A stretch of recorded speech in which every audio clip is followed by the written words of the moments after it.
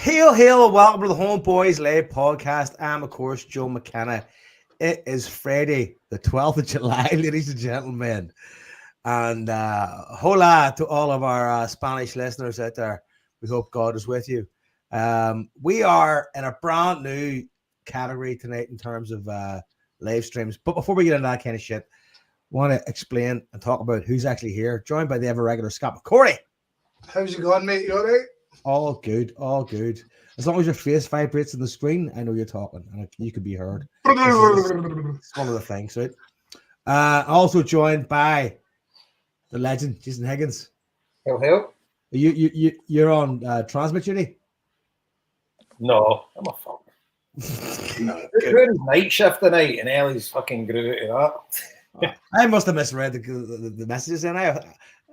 You know Jason? What's that? Do you know what? No. Joe, you foolish. Oh, fucking hell. Must be pre-season Budweiser. Try to empty the fridge, isn't he? Oh, you know what they say about American beer and canoes? That was a joke. What section of canoe and American beer got in common? Both fucking near water. Yeah. But I'm moving on, Joe. Anyway, moving on. Joined by Longshanks as well. Joe, new platform, same old shit, man. Come on. New platform, same old shit. It was me. I was on driving duty, Joe. That's what it was. Rescued by the missus. So. I just can't read. That's my problem. So anyway, we are on a brand new platform. We are now on StreamYard. And here's a background. Spreaker we're gonna stop doing their live streaming at the end of this year. So we're going to need to get off Spreaker. Plus Spreaker was a wee bit like niche and a wee bit expensive, right? Not that we're complaining, right? But we thought to ourselves, we need a cheaper way to do it and a bigger way to do it. And now we're on StreamYard and we're going to be publishing all our podcasts through Podbean to the podcast app. So nothing's really going to change other than like now you'll be able to listen to this live on YouTube and it's going to get also put out to X or Twitter, whatever we're going to fucking call it now. So we're a wee bit more worldwide in a sense, I suppose. Yeah. But we're still doing this. Let's be sharing the fucking a comment or two. show our big balls off. Alright, now we've got like non-stop YouTube comments. Comments are going to mental. You've got comments for Twitter and thing here. Oh, are we getting comments from Twitter and YouTube? The one that's X is Twitter, and one's YouTube. Joe says it fucking outside. Are you all right? I didn't see. Again, this is a learning curve. I didn't know it was going to happen. As he reaches for a bottle of wine. Now, as you'll notice, like most StreamYard podcasts, we aren't going to be showing our faces. We've had enough exposure as it is. Our voices. I'm fine fucking did, to be honest. That's because you're a handsome bastard with all his teeth. My holdy face on. Right, I'm away for a beer. Your fucking hot dog skin. Anyway, so we're back and we're here to talk about Celtic. And the name of this podcast is Everything's Going to Change, or it's all about to change. And I suppose that is the hope, and that is the point of conversation tonight. And yeah, I haven't got a list, I haven't got a plan as usual, but we are going to start chatting about. We're in that part of the year where it becomes fuck's sake Celtic do something, which I don't really like because it becomes a moaner's paradise. You know what I mean? Joe, I thought this is about the menopause, this podcast, no? Yep. The menopause, it fucking could well be. Midlife on the wrong show. On the wrong show. He's fucking broke it already. It's fucked already. We bored ourselves to death already. Too much. Who have we signed? Well, did anybody see the video on Twitter today of a guy hanging out the window at Hampden shouting at Michael Nicholson? Michael, have you signed the goalie? Have you seen this? No. Aye. See this? Brilliant.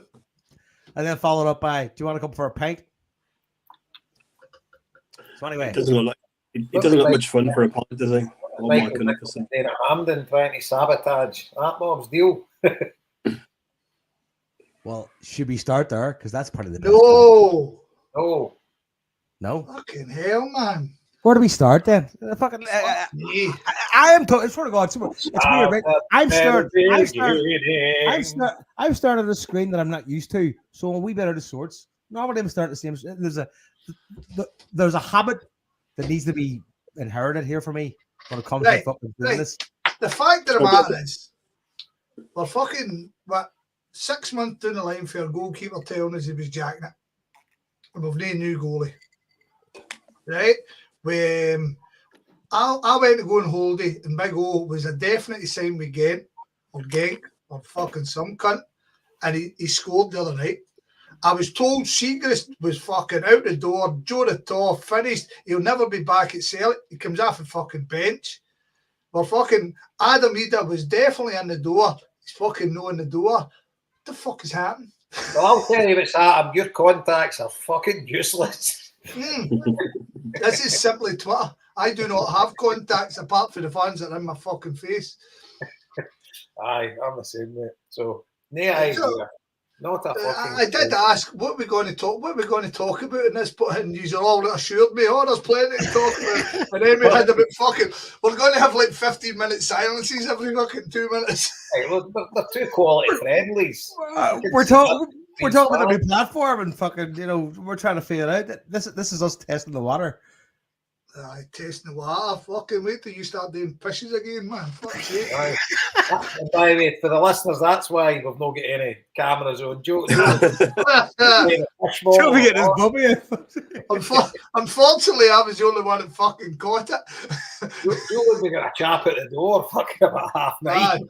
The guard. Gentlemen. Excuse me. There's an online fornicator.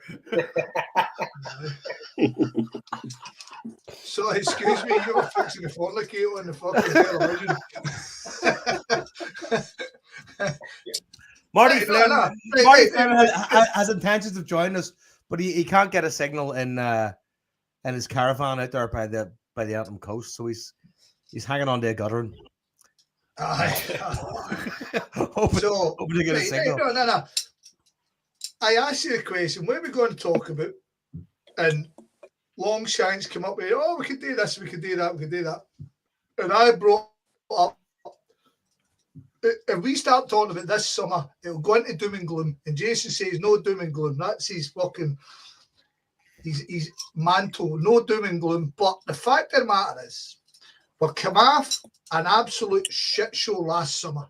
And see, in fairness, and I'll put my horn right up, I'm promising you, the people, Joe can see it, I've got my horn up. I tried my best to defend your transfer window last summer to the point I was telling Liam, just wait. And Liam was raging. And let's be honest, Liam was on the ball with it. The winter transfer window was saved by Adam Ida because the wee German boys no showed much. And Adam Ida, as a witch, is still no in the building. So, as much as I'm no panicking because it's just no worth fucking getting yourself upset, I do understand why people are kind of getting a wee bit head up. The Euros is obviously taking the brunt of it. I'm always a wee bit more reasoned when there's a European competition on because clubs do take down time in this area. But I don't know. Are we just mugs and we just don't understand how football works? I think there's a bit of that. Scott, let's have a punt at this, right? For a bit of crack, right? Give it the time of year, right? And we'll go around the table here, right? You can start, right? So, why have Celtic not signed a goalkeeper? And what sort of goalkeeper do you think is going to come in the door eventually? You start. You ask the question. I don't fucking know. Oh, yeah. So, like you said, exactly what you said. Joe Hart came out, balls out, and announced his retirement early in the year. To take the deflection off any discussion around his future, whether he's good enough, all that stuff. Come out, put his neck on the line a little bit by doing that, which I thought was brilliant, and gave Celtic time, months and months of time to get their ducks in a row in terms of getting a new goalkeeper in. Right, so no one's expecting anyone to come in until June at the earliest. There's been there's been a few rumours, a few sniffs, right? And we can use the Euros as an excuse. That's fine, but I'm pretty sure we're not signing Jordan Pickford, and I'm pretty sure we're not signing the Spanish goalie, whoever he is. So you've got to ask yourself, and not being negative, you've got to ask yourself and say, well, what sort of goalkeeper are we trying to sign here, right? So if it's an out of contract goalkeeper, he's going to be available already. If it's someone we're trying to buy that we think's within our range, he's not going to be playing at the Euros still.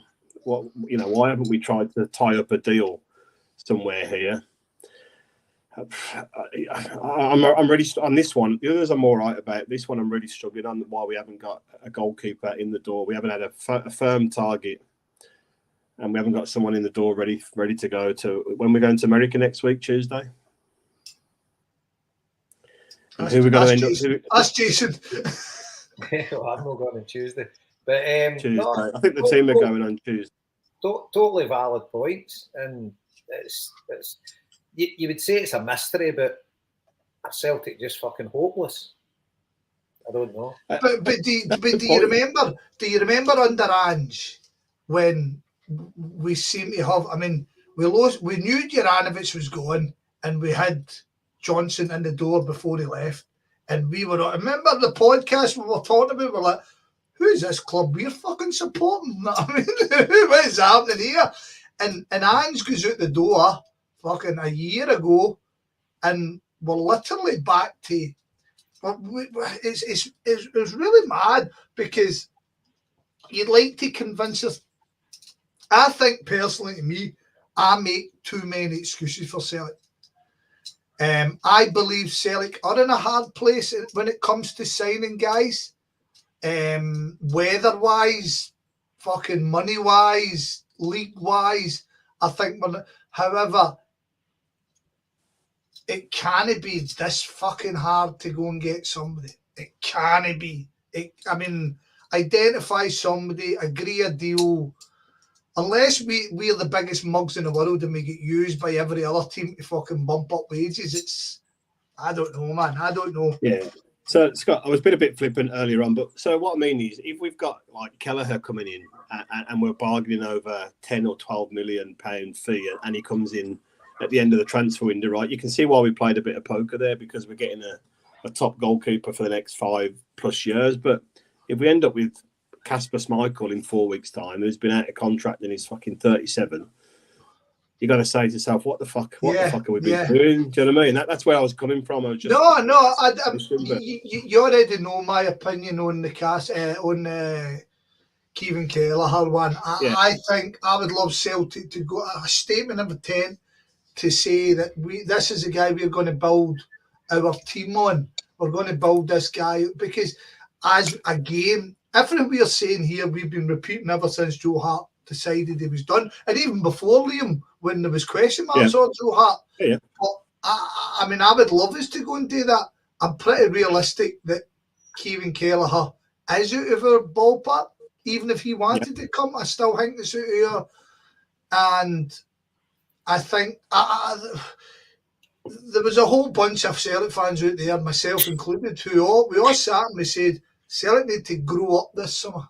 Celtic to grow up. Celtic to get balls and go, do you know what? This is the who's our regular signing? 9 million, and that's been how many seasons now since, right? And then after that, we spent 7 million on, and we spent £4.5 million on a Yeti. We spent £5.5 million on the keeper. So we've done it in the past, but I don't know. Just like I say, because I don't know anybody in the inside, I'm back to that whole being treated like a mushroom thing. You know what I mean? Just sit in the corner, sit in the dark, fed shit. You know what I mean? To see when Jason said earlier, no doom and gloom, right? Which is absolutely fine and the right thing to try and keep this uplifted. Right. No, but it is. I call bullshit at the end. I call it now. But, I'm trying to think of a positive way to put this, right? Brendan Rodgers has been back with us now for, a year, 13, 14 months. We've not had one We've not even made one semi-ambitious signing in that time. Not even a statement signing. I mean, not even a semi-ambitious signing yet so far. Now, maybe they're all coming. Maybe this is what the hold-up is. Maybe he seemed quite relaxed when he was talking about it to the press last time he was asked the question. He seems pretty cool with the whole thing, but I don't know. Maybe the lack of rumours is a good thing, and we're doing all our business quietly and discreetly. It's all tied up. You know, you've got to give them that benefit of the doubt for that sort of thing. But the worry on that. Sorry to interrupt, Joe and cool. Jason, because I've been talking for too long here. The worry about that is we've been in this position before. We've trusted that the signings will come, and we've had situations where we never get any signings, and then last year was a massively unique situation for us all, where we got a burst of signings, and every one of them had huge question marks on them. So I think that's probably the crux why we haven't signed them to the now, because he needs players. He's one first team additions that's going to step straight into the team that's better than what we've got the now. And I think with Rodgers saying a couple of weeks ago he could have had 9 players in the now if he wanted, but he's not wanting that. He's wanting better players. So I think we're just going to have to bide our time and hopefully they get over the line. The goalkeeper aside, I think the goalkeeper again, he's one better, but you could get better than Scott Bain pretty easily. But I think he's one. Joe sitting there. He's one somebody fucking really good. So you just have to take your time. If it's the Croatian guy, well, he's probably still on his holidays. You know, if it's somebody that played in the Euros, they're going to be on holiday. They're not going to be talking to clubs. But obviously their agents can do it, but they need to sign the paperwork. They're the ones that need the medical. So why would Celtic be putting stuff out there until the guy's had his medical? So they put in a kind of positive, maybe a fucking stupid slant on it. If it's players that have been playing in the Euros, they're going to be on holiday now. They're not going to be coming to do any medicals anywhere. So that's the only thing I can think about, because he's want better players and he's want quality players in, and hopefully, I'm hopeful we'll get 3 or 4 quality players in, and so 3 outfields and a goalie. Whether we do or not, we'll wait and see. But I'm kind of not too stressed out about it, to be honest with you. We've still got a fair bit to go until the season starts, and the team take off on Tuesday. But if somebody comes in the door and they get their medical, I'm sure they can get a flight to America and join up with the 2 games to go. See the numbers, Jason, you're talking about. I mean, we're 3 down on last season already. You know, we need to re-sign Ida and Bernardo and a goalie just to get us back to level. Yeah. So I'm pretty confident we'll get Bernardo and Ida over the line. Yeah, me too. Based on nothing but fucking maybe stupidity, but I think the 2 of them will get done. But obviously it takes a bit of work, because obviously you're having to negotiate transfer fees, you're having to negotiate wages, blah blah.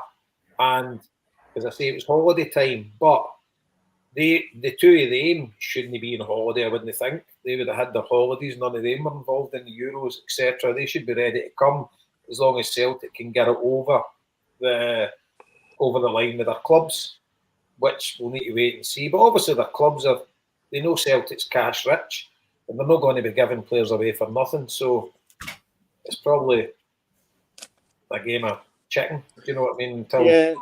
Right, you want me to flick my fucking doom and gloom side on what you just said, right? I agree with you. I agree with you wholeheartedly with the people on holiday thing. I remember when we signed, we've spoken of this in the past, we signed Christopher Julian, and Christopher Julian was doing his holidays, and he wasn't interested in come. And we had a qualifier, and we're like, we fucking need him in the door, and the big man's fucking, imagine him cutting a boot, and he's fucking like, I'm just having holidays now, I mean, right? So I get that. Everything you said made sense to me. The problem being, we're 3 men down, as Liam says, right? 3 men down. Bernardo couldn't get a starting space for majority of the season.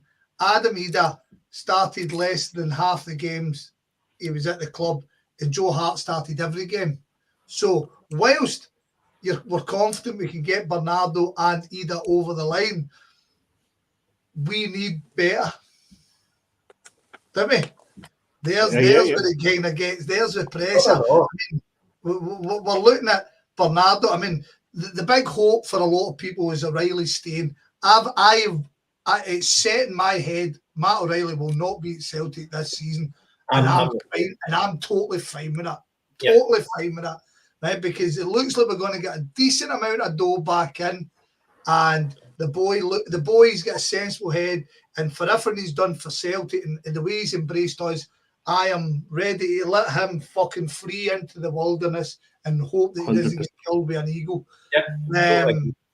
So then comes, for what we've seen of Bernardo, is like, unlike when Eddie walked in, fucking strode into Dembele's shoes and fucking kept us going. Can we honestly say Bernardo walks in and takes Matt O'Reilly's jersey and fucking we're all kind of going, yes? No. But he needs a chance, of course. I really like Bernardo. And I think he's a player. And I don't think, but would he be as good as Matt O'Reilly when Matt O'Reilly first came to Celtic? I think definitely. I disagree. I don't. Matt O'Reilly had a big slump and you were very critical. I appreciate that, right? But I honestly think Bernardo is such a different player to Matt O'Reilly. Aye, but I don't think Matt O'Reilly was that good for us when we first signed him. I think when we first signed him, I think he was really good. I think he had a massive slump, but that's. I thought he just gradually get better and better and better, and he had the wee slump when Atletico Madrid were in for him, right? Fair enough, but he was still good, you know. And the way he finished was absolute class. So I think we're going to sign any midfielder. That's the only way we would get a midfielder that would be as good as Matt O'Reilly than who, as if we were getting somebody that was o'er the hill, want a swan song like a final season. Which doesn't happen anymore. And you were paying them a fortune. But I think that's the only way we would get somebody. What our hope is, somebody like Bernardo grows into being, and I get he's a different player, but grows into being a player. But I'd be more than happy if we get Bernardo. I think he's definitely get a lot of upscale. Okay, but that wasn't really my point, though. That was really my point. I get your point, and I agree with it. Right. So if we get the two of them over the line, as you and Liam says, we're only standing still for where we were last season. Yeah. So, I've not got any arguments there at all. But okay, right, Joe, you've not said nothing for ages. Come on and give one of your analogies. No, I have no knowledge. I just like listen to what you're saying. It's all very frustrating because you're waiting for Celtic to kind of break the ceiling. The ceiling we've kind of seen them hold for years upon years, and it seems like financially you're just going to yourself, come on and stretch your legs. Come on, just a wee bit. But that again is a wee bit. Remember back in the day, like, stretching your legs a wee bit was like buying Chris something, right? Stretching your legs a bit was buying Edward, right? See now, the fucking margins are a bit larger, I think. And that's where it becomes a wee bit more of a fucking gamble and a risk. And I think we're kind of caught in that grey area of like, you can get decent players for nearly next to fuck all in the common market. But if you want to go a step above, it's a bit of a jump. You're 100% right. But the thing is, we've never, ever been anywhere near in a better position to do that as we are right now. Second, we could take 15 million gambles, and if they failed, it wouldn't make a dent. Do you know what I mean? Not that we'll ever do that. But like, I'm kind of playing devil's advocate. Not to say we will, but like I'm kind of saying, I'm making, if you're watching the bottom line, you might go, could I be the guy that risks taking a chunk out of this fucking fortune? You know what I mean? It's a weird fucking. You know what the risk to be in, I suppose. See the point of like 15 million players in that, Liam. It's just impossible because their wage structure and everything about Celtic just refuses that to happen. If somebody coming for 15 million isn't going to settle in 30 grand a week. It's just a number, right? It's just a number I plugged out there. What I mean is we could overpay for a player that we thought was a risk to it, but could really fucking set us on fire. Do you know what I mean? So we're in this position now, whatever that number is. Do you not think the corporate mindset, though, of suppose the Celtic board at this point, having made this much money, is like, let's just keep on going, and anybody that fucking kind of sets any level of deficit that doesn't pay off is getting fucking fired. Which goes back to my original point, Joe. We've not even made one semi-ambitious. We've got the top level manager that we probably could attract at our club currently, and we've not made one even semi-ambitious transfer bid or signing to match that kind of managerial level that we've got. Jason, I'd counter that statement, right? And it doesn't. It kind of, what I'm going to say kind of fights both ways, to be honest, right? The 15 million statement. No, but you were wanking over Fabian Reader for a good part of last summer. You ended up going for 12 million to Roms, and he was on 18 grand a week at Rennes. Oh, fair enough then. So, do you know what I mean? And this summer he's away to Stuttgart and loan. You can't tell me Celtic couldn't go him. No, I'd say if you're up against Stuttgart, probably not, because Stuttgart had what a season they had last year, and their manager is, by all counts, one of the best up and coming. So when you're fighting them, however, I think if you're spending the money on people for the right league, the thing to go back to Joe's point is, see, we had a fucking great history of pulling young guys for fucking 2 million out of this league and 3 million out of this league and punting them for 25 and 40 million regularly. I think we'd all be a wee bit more calm about it. But the fact is, whilst we have had some really good success stories, our percentage of success stories on our incomings to outgoings is pretty damn fucking low. And I'm very open-minded in terms of most clubs don't get it right. I'd be very surprised if you went round every team in like the top 5 leagues and you looked at their percentages of wins with transfers. Don't think any would be over 50. Don't think any of them. Know what I mean? Most transfers don't make you money. They don't. I would agree with that. But it's kind of an outlier paying 15, 20 million for somebody that's going to get 20 grand a week. You know, that's I'm not saying you, but the fact of the matter is, see these top level players from Switzerland, top level players. We're no signing £12 million and paying them fucking 50 grand a week. You're more likely getting a guy from England for 3 million and paying him fucking 60 grand a week. You know what I mean? And the frustration for us is Brendan Rodgers, because of his upbringing in football, he's always got an eye down there. When we continuously talk about, we need to get our eye off of there. Do you know what I mean? And Ange proved that, God's sake. Yeah. That's the kind of danger with Rodgers, isn't it? That it hasn't got great success. He getting MD for anywhere else apart from England, really. Mm-hmm. Yeah, and Scott, I was kind of holding that. I had that exact same view. Right, I was holding that back. Now, again, it's all rumours, but we were linked with that boy from Hull, Jacob Greaves, that apparently we were interested in. He's just signed today for Ipswich for 18 million. I mean, that's a big leap from what we're willing to pay. And the irony being there is it's a massive. It's not even a massive gamble for Ipswich. It's a massive gamble for the boy. Is he good enough to make the step up to the league? However, Ipswich can't afford what's in the league already, so they need to go and get potential. So I mean, like I've said it for a million years, the English league is the one league we shouldn't be fucking looking at. But when you go and get Brendan Rodgers will be, his whole history is.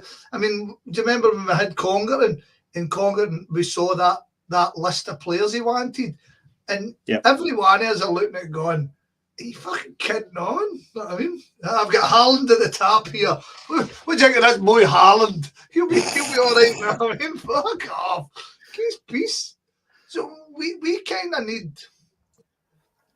It's totally frustrating because we as a club need some new structure, but the way the world is, everybody's fucking scouting everywhere.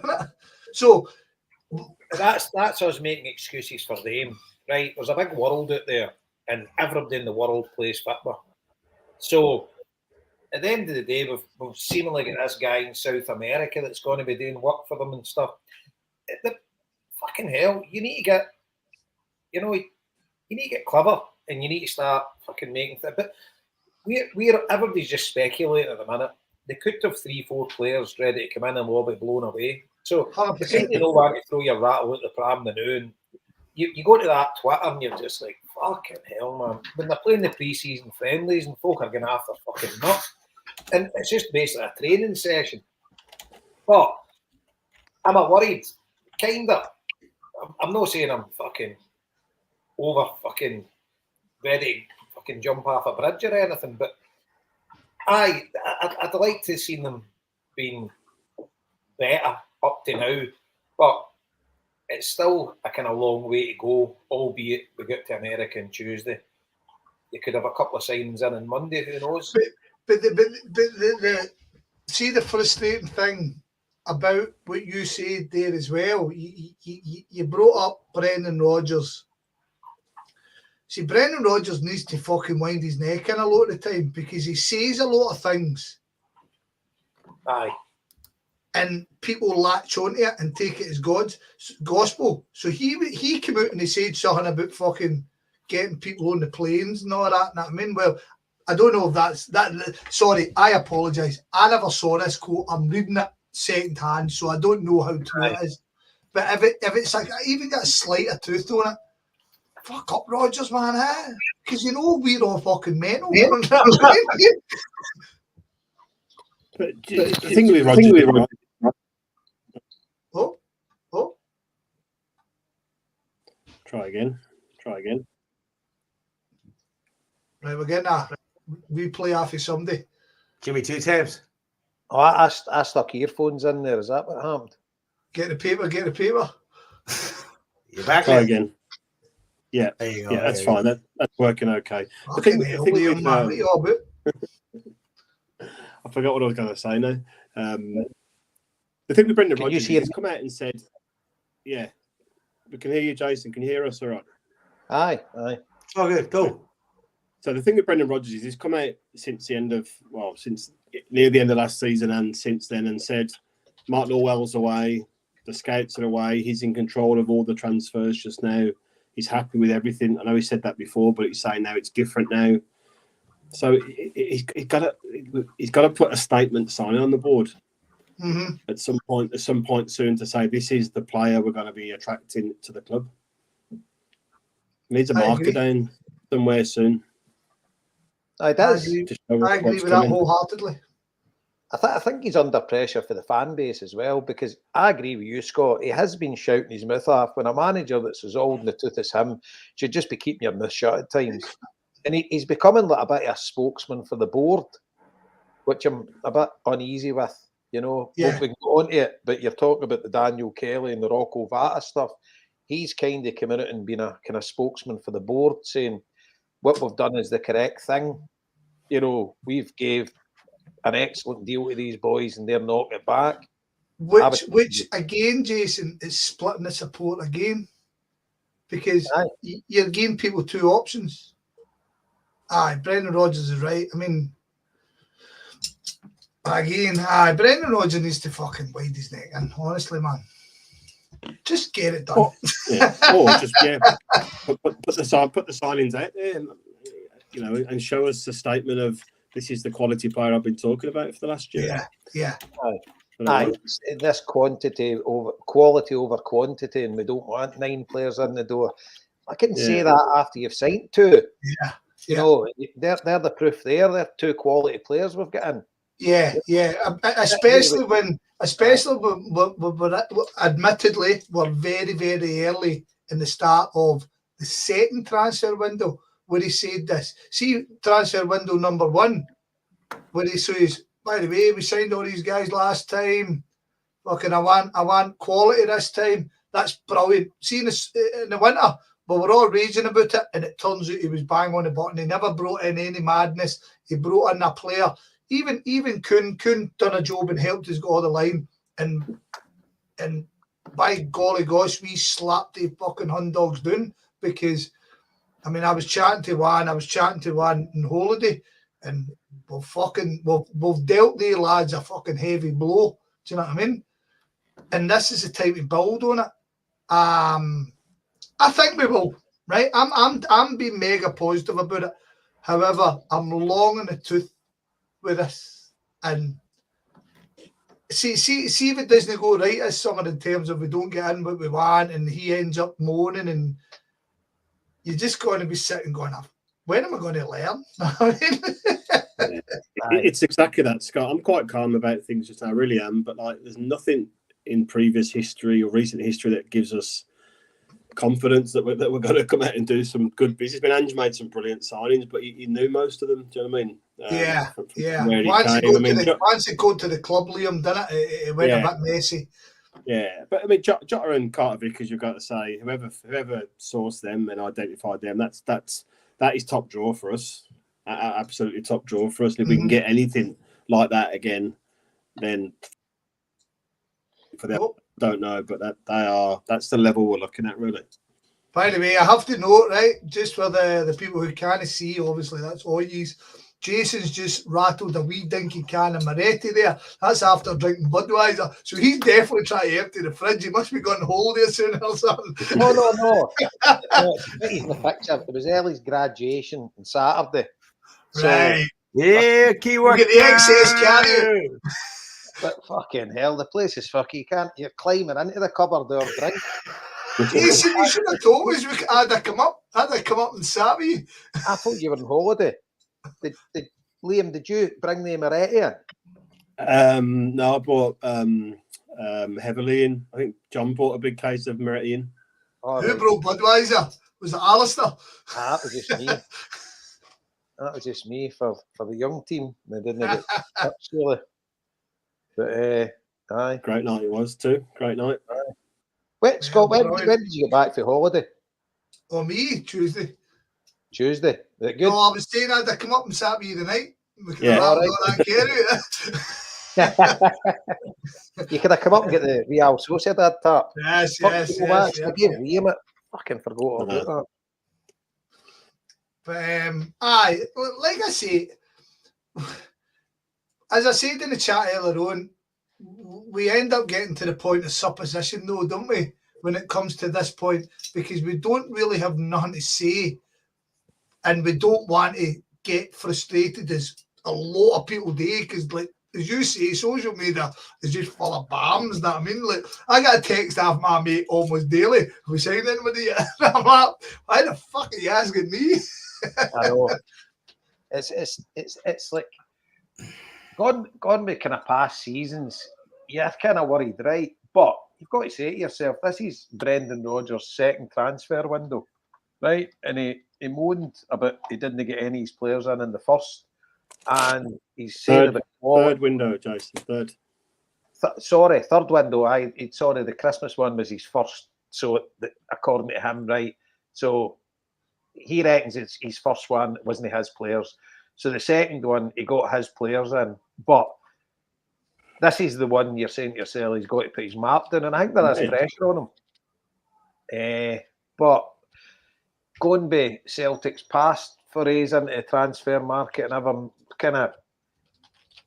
I think we've actually done really good.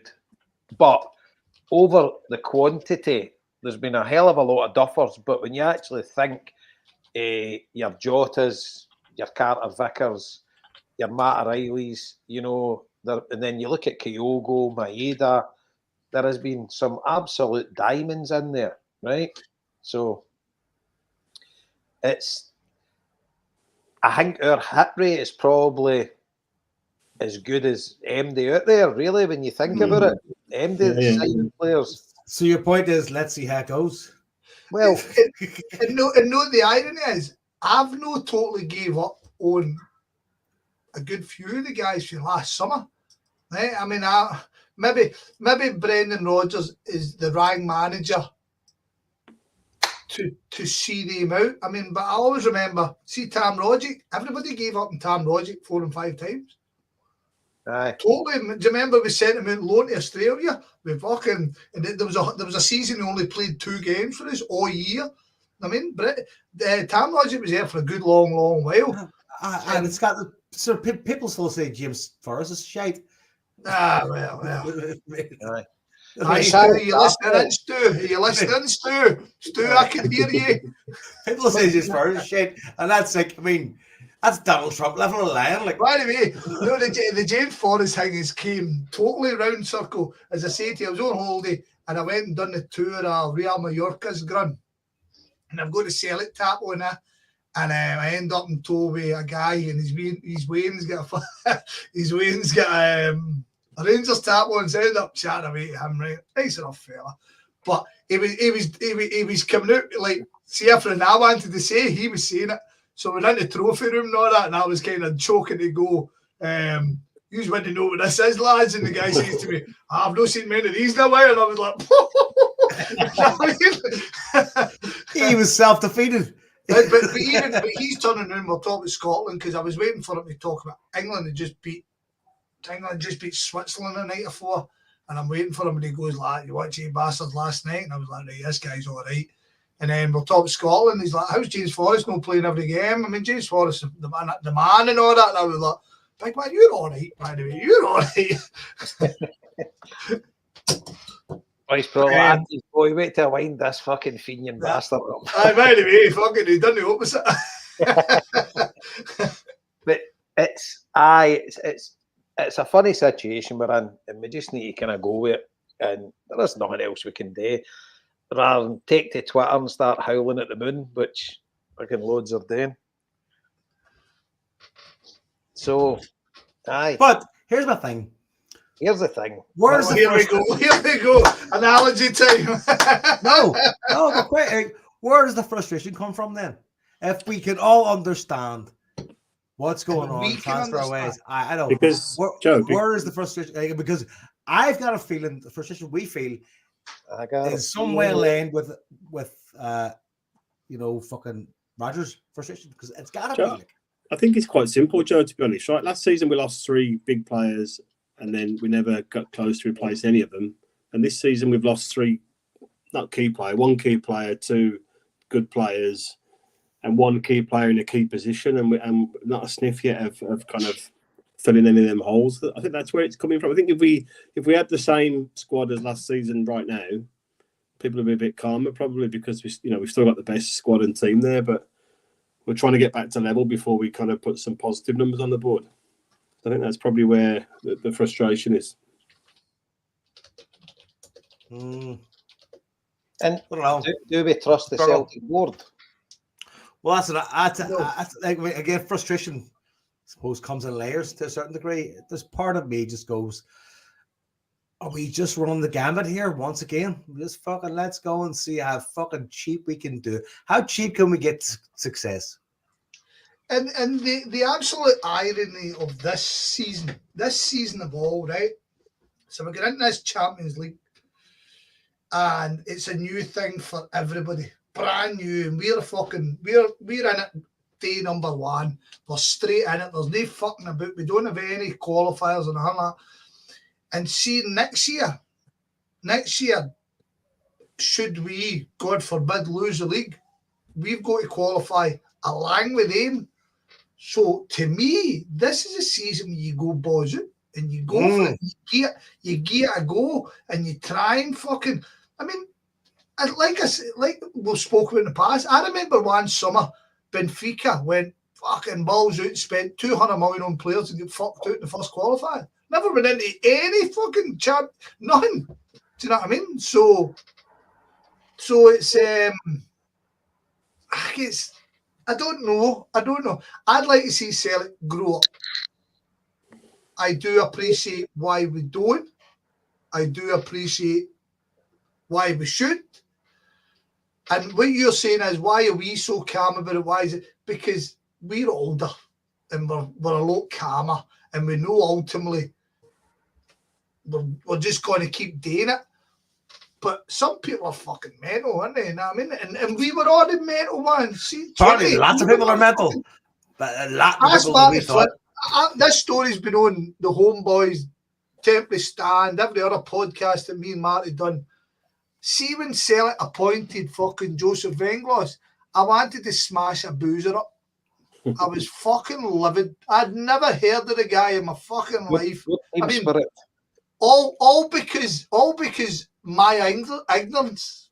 I mean, Joe Venglos was more than qualified to take the Celtic job, and I wanted to smash the place up. And I remember when we sold John Paul McBride for 220 grand to St Johnstone, and a week later we signed a guy called Lubo Moravchik, and I was raging that day and all. So I can't sit here and say young me wasn't any different. Know what I mean? I wasn't raging when we signed Lubo. I was scratching my head going, this is a weird one. And then next thing you're going, next thing, I mean, and then 3 weeks later you're going, oh, I'm the dickhead.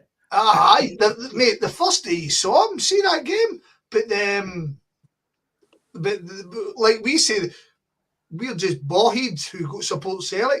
Vidar Risef told me in the interview, he's like, who the fuck is Lubo Moravchik? You know what I mean? Fucking hell, that's an international football player sitting going, who the fuck's this guy? Do you know what though? Again, this period of the year is always the period of people going, folks. See people put those pictures up on Twitter and stuff, going, fucking do something with the stick and the Celtic badge. I hate that shit.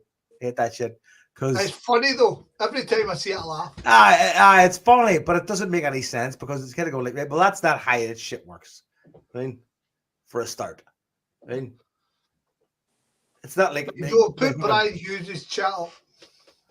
That's brand new. Better on the buttons here.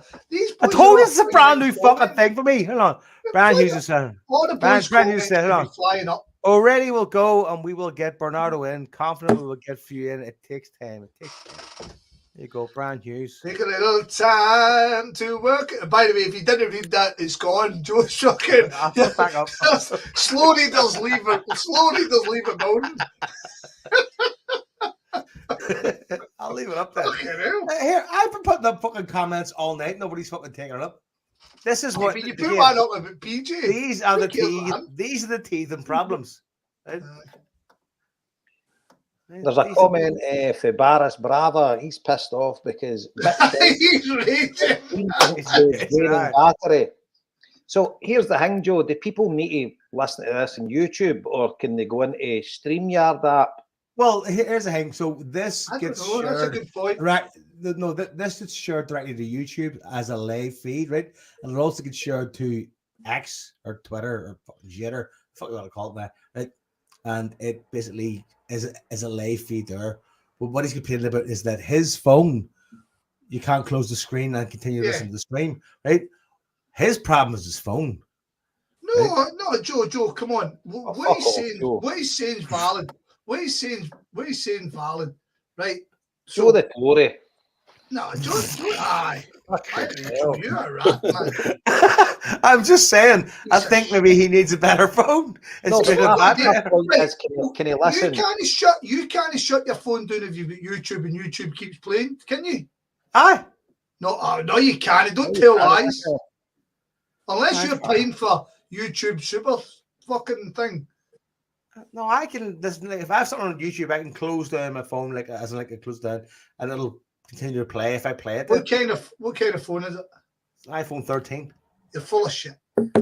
So can anybody listen to this on StreamYard like they did on Spreaker? Right, aye, same thing, aye. I'm going to check the new Jason, me and you. Why am I the fucking villain? I'm the guy facilitating this shit. Jason, me and you is many of the people here. That's it. Fucking, I'm sitting up there in his fucking castle. I'm just saying, if your phone is losing battery from listening to this, don't listen to this. What a podcast! Fucking hell! Just turn your phone off. Don't listen to this. It's a pile of shit anyway, mate. I can't solve that problem. Right? Get a better phone. If I speak softer and Scott speaks less, it's not going to make the phone percentage, you go, oh, fucking, where are we going here? Nah, StreamYard thingy doesn't work. That's no help me any cunt. Because the whole point of StreamYard is that it goes to YouTube and it goes to destinations. You Yeah, can do it on Instagram too, or Facebook. Paris Bravis is listening on YouTube. Twitter, X. He's on his iPhone. He's on X. You what? It's on his Nokia. I think he needs to call Elon Musk. That's what he's called. Where can you download it as a podcast, Joe? It's gonna be so. See when we finish this live feed, right? It's gonna be uploaded to Podbean, and then Podbean's gonna share it to Apple Podcasts and all the other podcast apps. All right, it'll be on all the podcast apps soon. Yeah, it's going to bounce down the line.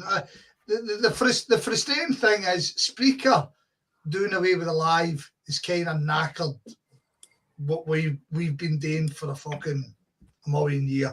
Or yous have been doing a million year. Obviously go better when me and Marty turned up, but that's all right. Well, listen, Spreaker saying that they're going to cut the live feeds. Like, well, what's the point? You're paying this money. It's not fucking. I mean, like, it's limited enough.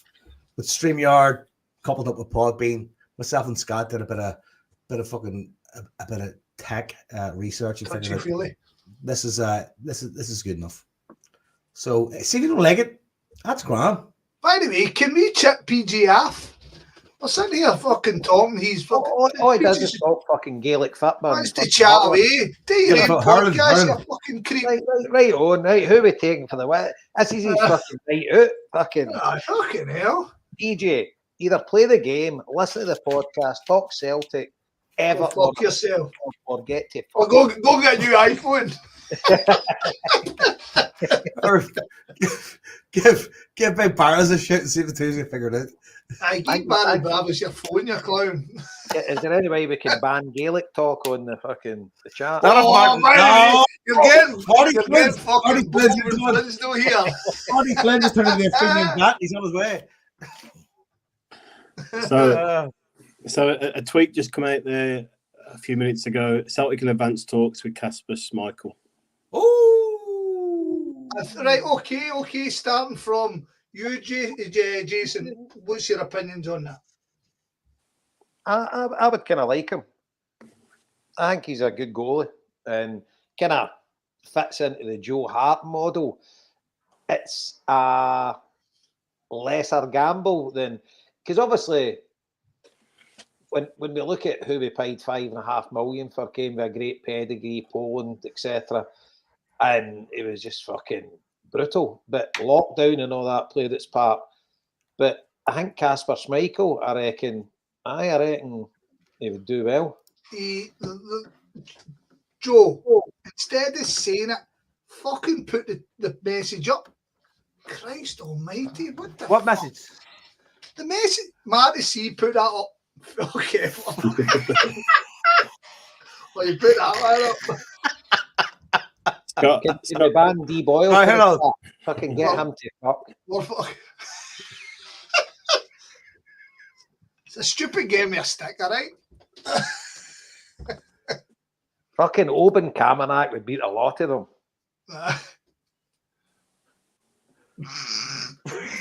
Get them comments off the fuck.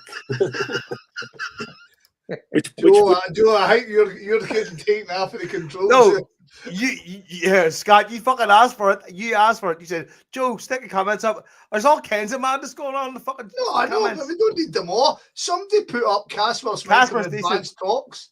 Uh-huh. Right. Where's So, that? Joe, ask in the chat which part of Poland that Barkas was from. See that quick? See what we get. He is Greek. Here, I finish. He's Greek. Right. Scott, what are you thinking about Schmeichel? Whilst I wouldn't be upset about it, he's worked with Rodgers in the past. He worked with Joe Hart in the past. He's been in Scotland before, Joe, hasn't he? Peter Rourke says. Sorry, Joe, he's been in Scotland before, hasn't he, Joe? He has. Who did he play for? Ross County. Without Googling. Who? Ross County? No. You're a fucking dick. Right. Who's it? So he's been up here before. Falkirk, by the way, just to let you know. Okay. It was the Navy jersey. Threw me off. Yeah, that's what it was. So he's been up here before. He was pals with Joe Hart. So Joe Hart, no doubt, be fucking telling him about coming up here. Who was he at just recently? Was it Lille? Was it not Nice? Nice he went to? Nice, was it Nice? He was at Nice. Nice. And he fits that criteria. He come up here and days it. he come up and days a job. But like I said, I'm kind of the opinion I'd like to go and get a keeper who we build on. Do you know what I mean? He's the back of your team for years to come. But again, I wouldn't be upset with that one. Wouldn't be upset. Wonder much though he's on. Yeah. He can't be on as much any more or any less than Hart was, it? Yeah. I like him. I think he's a really good goalkeeper. He's older than Joe Hart though. I think he's a few months older than Joe Hart. 37, isn't he? Yeah. Why did he leave Leicester? Because that they didn't make a lot of sense. Relegated, wasn't it? So right, just a money thing. Get the wage off the top.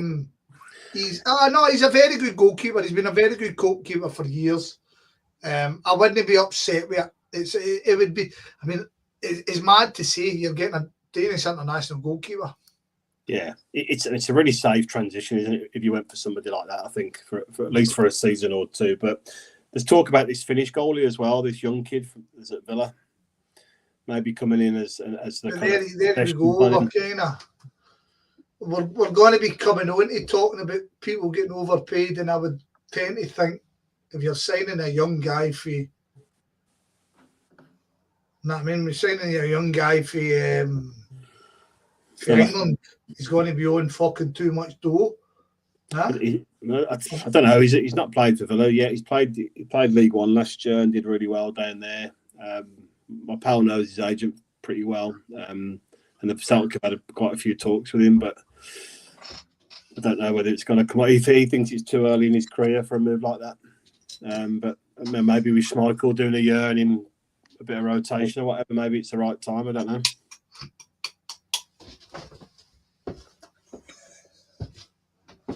Interesting to see.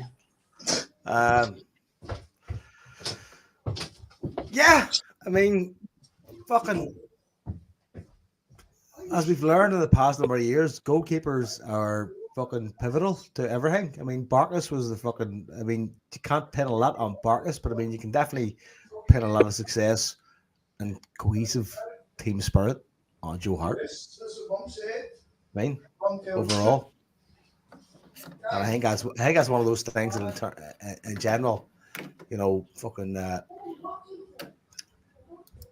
dealing with goalkeepers is the idea. Like, you've got to find someone that'll replace Joe Hart in a manner that'll keep that kind of, you know, solid base going as a goalkeeper.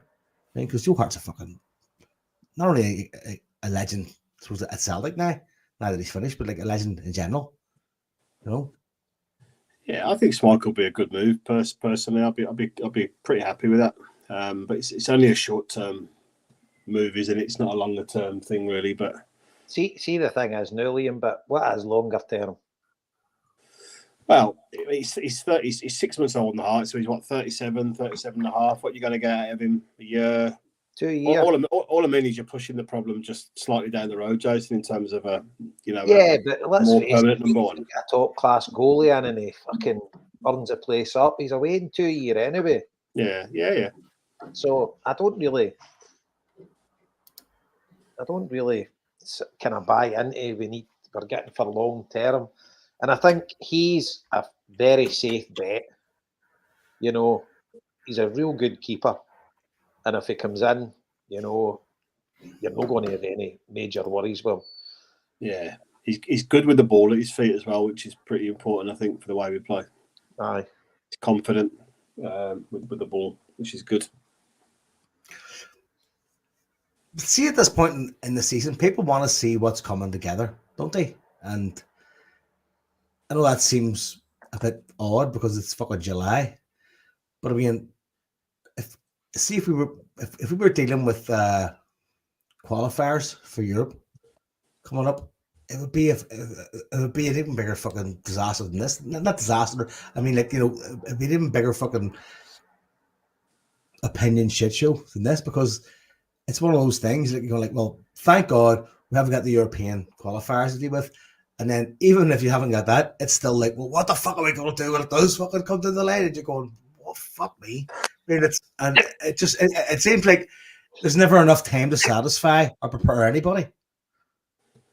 It's definitely exasperated by the fact it's a goalie, Joe, I think, right? So it's very, very unusual to see someone announce their retirement near the end of the season and you have all that time knowing you're losing your goalie. So I think it is definitely a bit unusual, this situation. You know, and you could, if it was someone out an outfield player, you've generally got some other cover there that you could pull in and do something with. So I think it is a bit unusual in that regard.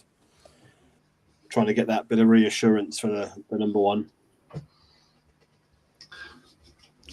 So we've got that James Muir up on screen. Down didn't even do this now, Scott. This is one of things. Well done, Joe.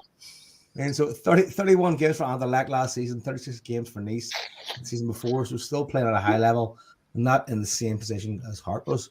So what's the crack? Is he with Anderlecht? Is he a free agent, or are we having to buy him off Anderlecht?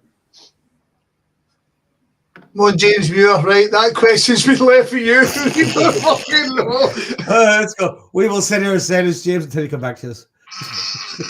I thought he was at Nice. I didn't realise he'd moved again. So. And if you could do a bit of a loan deal breakdown, it'll be fine. So can we buy him after the loan? Do you want, James? Fancy coming on some night?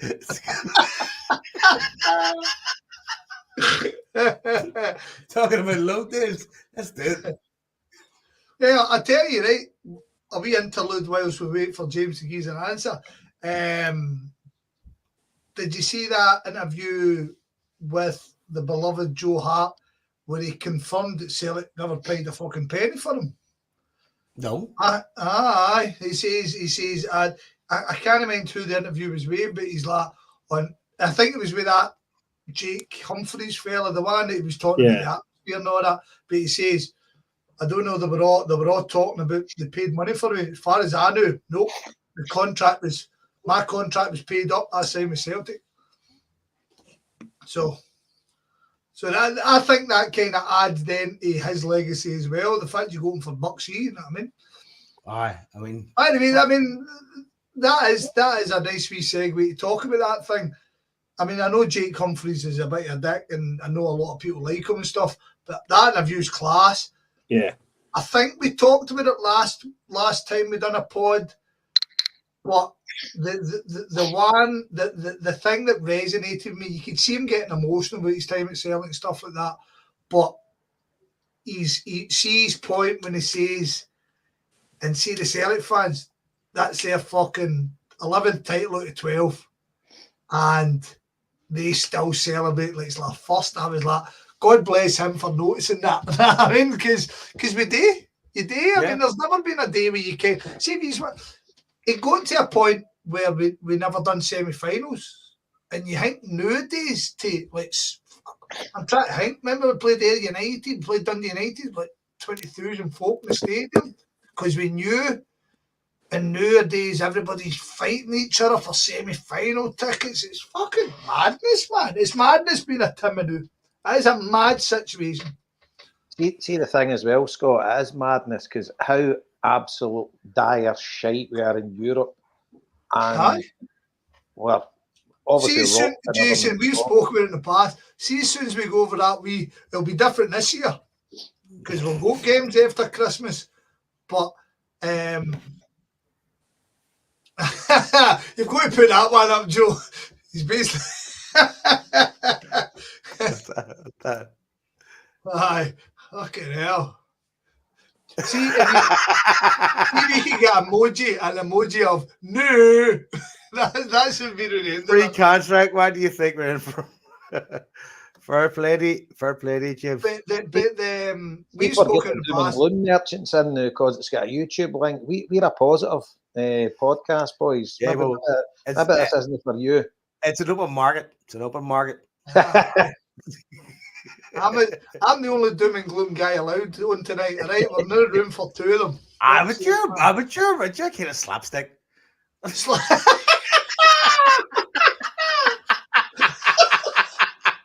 some sort of fucking clown here to entertain you. Aye, Pagliacci. I've just seen some country in Scotland zip wire flying across the crowd, and I've not read anything else. So I'm like, what the fuck is happening? But no, like I said, in the past, Europe frustrates me and Liam. Seem to get the most annoyed out of everybody on this pod. Me and Liam kind of annoyed, and then we go over Christmas, and the Huns are kind of showing their teeth a wee bit, and then we extend away, and as soon as we extend away, everything's forgot about. Do you know what I mean? So we start loving the team again. Look at Harper with the stats. Woo-hoo-hoo. Fucking big Disney Harper. So, I don't know what the point is. Wait till I go to beer 3. Right, so talk about the young boys that have left. Well, one's left and the other one's imminently. Okay, go for it. Let's do the post-mortem of Rocco Fana. Aye. So there's been a lot said about it, and obviously I know his mum, and they're absolutely devastated that he's left. So to get that over there, people have got their views and everything. I suppose it'll all come out in the wash, but I think what Celtic offered them was way short of what the boy thought he was worth. Whether supporters think it was enough, but I suppose the exact figure or the exact wage that Celtic's offered, I don't know what it was, but the exact wage and that, I'm sure it will come out in the next couple of weeks, what Celtic had offered them. And I'm led to believe Daniel Kelly's in exactly the same position and will be looking elsewhere. So that's coming for, the family. And I mean, I don't know specifically about Daniel Kelly, but just kind of hearing through the grapevine, he's in a very, very similar position to what Rocco Vata was in, albeit he was getting spoke to by the manager in the last 6 months, where Brendan Rodgers totally blanked Rocco and never said a word to him in 6 months. But aye, so we'll wait and see how that goes. At the end of the day, I'd be telling lies if I says I knew too much about the boys. I hadn't seen them much, only when they played with the first team. I wasn't watching the B team or anything like that, when any great sort of regularity. But aye, it's kind of galling a wee bit that you've got two of your brightest academy prospects coming through on the periphery of the first team, getting the odd game. Both look as if they've got potential in them, and we kind of lost them. So, aye, it's time will tell whether it works out for the boys moving away. And as I say, Daniel Kelly's not away. Maybe Celtic come back with an improved offer for him. Who knows? But aye, so it's just it's quite galling, really, that you've got an academy there that is producing players that I don't think it would have took too much for Celtic to keep them, but Celtic weren't prepared to go that wee bit extra. And bear in mind, they're not like 14-year-old kids. They're like adults, 19. They could be married with families, maybe obviously they weren't still living at home. But 19-year-old, you're an adult, and it's Brendan Rodgers said to the thing that me and Liam were at, he wants players to be ready for the first team when they're 21, 22. Very young man for Spain in the Euros. Obviously, he's an exceptional talent, but to brandish age about like that when you want people ready for the first team at that age, that's just fucking nonsense. If they're good enough, they're old enough. So, aye. So, don't know, what's your views on it, guys? Opposite of that. The opposite. On you go. Yeah, I mean, I think you are somewhat emotional attachment due to the fact you know the family. Aye. Right. See the fact here. What Brent, right? We've already said on this post, we think Brendan Rodgers talks a wee bit too much, right? And he comes out and says a load of stuff that suits what he's saying at that point. So he reads the room and he'll say, da, da, da, da. Whereas we live in a day that, see what you say yesterday can be used against you tomorrow, right? That's a fact of the matter. So I made a point of that. Brendan Rodgers needs to wind his neck in a lot of the times. The fact of the matter is, I'm sat and I'm on the huddle board, same as you, Jason, and I listened to Axom, and this isn't a personal attack on Axom, but this just was the facts of the matter. I listened to Axom all the way through, and Axom went off about a pathway to the first team. And they made it it was everyone. They done a daily fucking podcast, and we lost a young goalkeeper. It was Davy Hayes' nephew or grandboy or whatever the fuck, and he went to Liverpool, right? And we lost a guy called Liam Morrison to Bayern Munich, and we lost another boy Hepburn to Bayern Munich. Now we've lost Va, and a couple of years ago we took Oko Flex, and then we lost Oko Flex back to West Ham. He actually scored against us now, right? So, my point being, now Celtic decide, fuck me, everybody wants these boys. So they're good. So I'll give this boy $3,000 a week. Because to stop everybody else scouting about him, we'll give him $3,000 a week. Now, Liam Morrison went to Bayern Munich, and Liam Morrison played for their second team. Liam Morrison just got released and he just signed for QPR, right? Which is a great level of football, but he's not good enough for Celtic. The boy Hepburn, I don't know what's going to happen to him. Last I seen, he was at loan at Queen's Park. What age were they when they left, Scott? And the goalkeeper that went to Liverpool that we lost, that upset a lot of people. He's playing Finland for Maipa. Right. I'm not saying that Rocco... then we go to Farouz. Remember, we lost Farouz. Islam, yeah. Right. So, now I'm using all these guys as an example. I like Rocco Vata. I think Rocco Vata is a good player. Scott, yes. Sorry. What age were these? You talk 19? Talk about 16, 17, 18. Aye, so it's a different kettle of fish. How? These are 19. Right, so 19. But right, so then I'll ask you what I asked you before we started. Two of the best managers you've ever witnessed in Celtic in your history are Brendan Rodgers and Ange. True? Yeah. All right. Sorry. Two of the best managers I've in my history, Ange and Brendan, and neither one of them seemed fit to give them regular football to the point of starting games regular, right? So that, see the thing is, right, we're kind of confusing the fact. See, the bottom line is, if Brendan Rodgers didn't fancy him as a player, just get rid of him. Mm-hmm. Don't come out and make a big hoo-ha that he had a future, we gave him a great deal, which they didn't, and come out with that stuff. Just say, he's away, I didn't fancy him. Yeah. But we offered them a deal.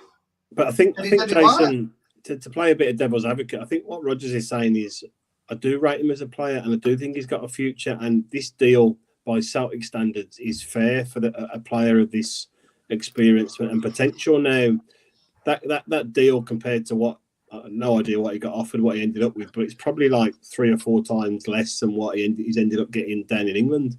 But Rodgers, I think, is coming out and saying, from a Celtic perspective, based on what he's done, what potential we see, this is a fair offer at that point in time. And without knowing the details, it's hard to say how far apart these two things are.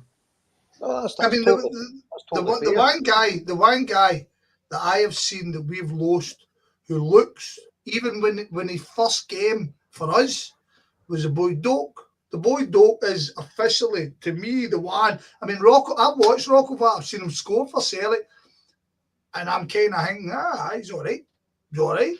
But do you remember when Doak played? Doak looked like a level above again, but Doak tell Celtic right for the off. I'm no staying here. Do you know what I mean? There's like Doak looked a bit like Rooney, didn't he? With that physique. Doak looked. You were like, fuck me, man. So I would love Celtic to fling out a big bunch of players as Man United done in that point, and they all come in and they just knocked everybody out of the way. But see, Rocco Vart, I can't agree about it.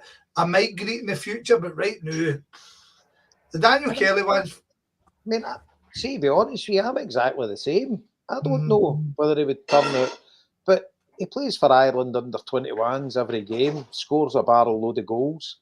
Looks a talent, and you say to yourself, should maybe push the boat out a wee bit to keep him and see what he can do? I mean, he's obviously a Celtic fan, he wanted to stay, but should just have pushed the boat out a wee bit and took a chance? And let's face it, you're not even near breaking the bank or anything like that.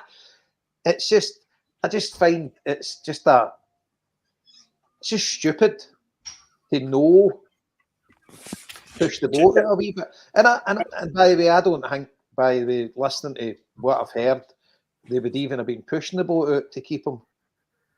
He was definitely wanting to stay. And by all accounts, I do hear that Daniel Kelly wants to stay, totally wants to stay. But I think the deals they're getting offered are pretty, I wouldn't say derogatory, because obviously there's people not working out there and stuff, but it's people that's put their life into their talent and believe they've got more to offer than what Celtic's willing to give them. Yeah. So what I would say on the flip side of what I said earlier, and I wasn't speaking of my own opinion, more what I think Celtic are saying. You look at last summer, we signed Tilio for 2 million or something, Yang 2 million. Yep. And these boys are just maybe a year or two older than these players, and we're paying fees for them. I don't know what wages we're giving them. I couldn't tell you, but so I think Celtic could kind of, it's conflicting what they're doing when they're going out and spending this sort of money on bunches of players here from all parts of the world that kind of maybe are better than what we've got under our noses as well. And that's it. And the thing is, you need to take a chance in young kids. You need to put them in. Kieran Tierney would never have made it bar a stroke of luck. Somebody get injured and they get pushed in there. But obviously, you reap what you sow, and he obviously was dedicated to his craft and gave 100% in training. Once he got the chance, he grabbed it, and the rest is history. But Jason, to flip my argument, right, is that Celtic seem to be prepared to go and get guys, Yang, for example. Do you know what I mean? Yang was the best young player in South Korea, and we went and spent the money on him, and we got him. And between all of us, can you imagine Yang or Rocco Vart given the same opportunities as Yang, making the same impact, if not better? And then it kind of, you know what I mean? So, I mean, Yang underwhelmed big time. And there is that frustration that young foreign talent are offered more chance. Yeah. However, it comes down to you're watching what you're watching, aren't you? But I mean, there's guys out there who, Kieran Tierney is a perfect example. Everything I've heard, you know better than me, Jason, is that, see, Kieran Tierney wasn't ripping up trees. No. And he just get a chance, and his determination, and then his talent shone beyond these. Do you know what I mean? Because anybody's at Celtic have got the talent to play for Celtic. It's the next level, innit? Have you got the mindset to play with Celtic? Because they aren't training with Celtic just because they're just for a wee day out. You know what I mean? Aye. These boys are playing at a massive level. Exactly. And at the end of the day, I just want what's best for Celtic. I mean, obviously, I know Rocco's mum, but at the end of the day, that's her son. It's not mine, you know. And yeah, like I said, you've got that kind of absolutely connection. no. I want. And the same. By the way, it's going to be said. Your connection, Rocco, your connection, Tierney, connection, Dumbo. Hey, you're the end of no guy. We found the source, folks. There it is. Well, you got the love. The thing for me is Brendan Rodgers did not break breath to Rocco Vata for 6 months, right? The last 6 months of the season, then towards the end of the season, they sent Darren O'Day at his house to try and convince him to sign. And Rocco's like, why is the manager not spoke to me? And then he spoke to him he took him after training and said, oh, there was a misunderstanding. I do believe there was a misunderstanding. I'd been told that you weren't interested in signing. He says, who told you that? And he didn't say, and it was paper talk. And the boy had been frozen out, been given the sent to Coventry treatment. But Celtic must be up there as one of the most basket case clubs in the world, right? Because we've got a support so fucking split. We all want, every one of us want a young guy to come through, but only a certain percentage of that support will give him time. Yeah. And then we've got another percentage who want foreigners in no matter what. And then we've got a percentage of that who want to give them time. They want to allow them even fucking settle in the country. Do you know what I mean? So we've got this, and then ultimately we've got to win every game. I mean, how many times have you heard the guy sit beside you turn around and go, he's shite? And you're saying, I know. It's his first fucking game. Every single match. Exactly. We're in a mad situation. I always thought it was a uniquely good situation. But see, when we sit and have this conversation, it can be a fucking killer in terms of being a normal club. Liam brought it up a couple of years ago, but under Dahlia, we should have been putting a plan in place to get our young team ready. But imagine the Celtic fans even it goes back to Ajax this year. Ajax that's exactly what I was going to say, Scott. Totally, you're 100%, and it's our fan base wouldn't put up with it. I mean, Ajax could go in the doldrums for 3 seasons. Yeah, I mean, when was the last time they won the league? About 3-4 years ago. Well, Feyenoord won it. PSV won it this year. Feyenoord the year before, and the year before get fucking. Oh, that'd have been 2 years ago. So it would have been Ajax. Anyway, 2 years at least. But the thing is, you can set your watch to now. They see within the next 4 years, Ajax will have another. It's going to come back. Challenge in Europe, you know. But we wouldn't put up with that. But and then you look at our form in Europe, and it totally suffers because we don't plan for the 100%. future. Yeah, short term. It's got to happen this week. And getting back to the Rocco situation, and any player, Celtic are like in the dark ages with that kind of stuff. That because the boy is a supporter and has grew up in the youths, Celtic believe they can actually take the piss out of these folk, and they believe they can offer them. Celtic wide club. Doesn't matter if it's player or fan. If you're a fan, Celtic try to take exactly try to absolutely shaft you. And the way the world, the guy's he's a young adult, 19-year-old, and he's a professional at his sport, and they're offering you X amount, and somebody else is offering you 3 times the money. You just want them to give you, say, $2,000 more than they're offering you, and they're no willing to budge. And you go, and next thing the fans are calling you a cunt, and you're like, well, I wanted to stay. I didn't want to go. Yeah. But so who? I mean, would any user sign that deal? Oh, no. Don't know the deal. Right. So, right, What deal's that? Right, let's just make a figure up here, and I promise, clearing the kids' lives, I don't know the figures involved. Higher or lower? Good game. Right. Good game. Say Celtic had offered him $2,000 a week, right? Right. A 19-year-old, $2,000 a week, and he's been with the club since he was 7 or whatever, and he's obviously playing Irish under 21 international every game, banging goals in. High profile. And he'd been frozen out, but the club's promised him now you'll get a chance, etc.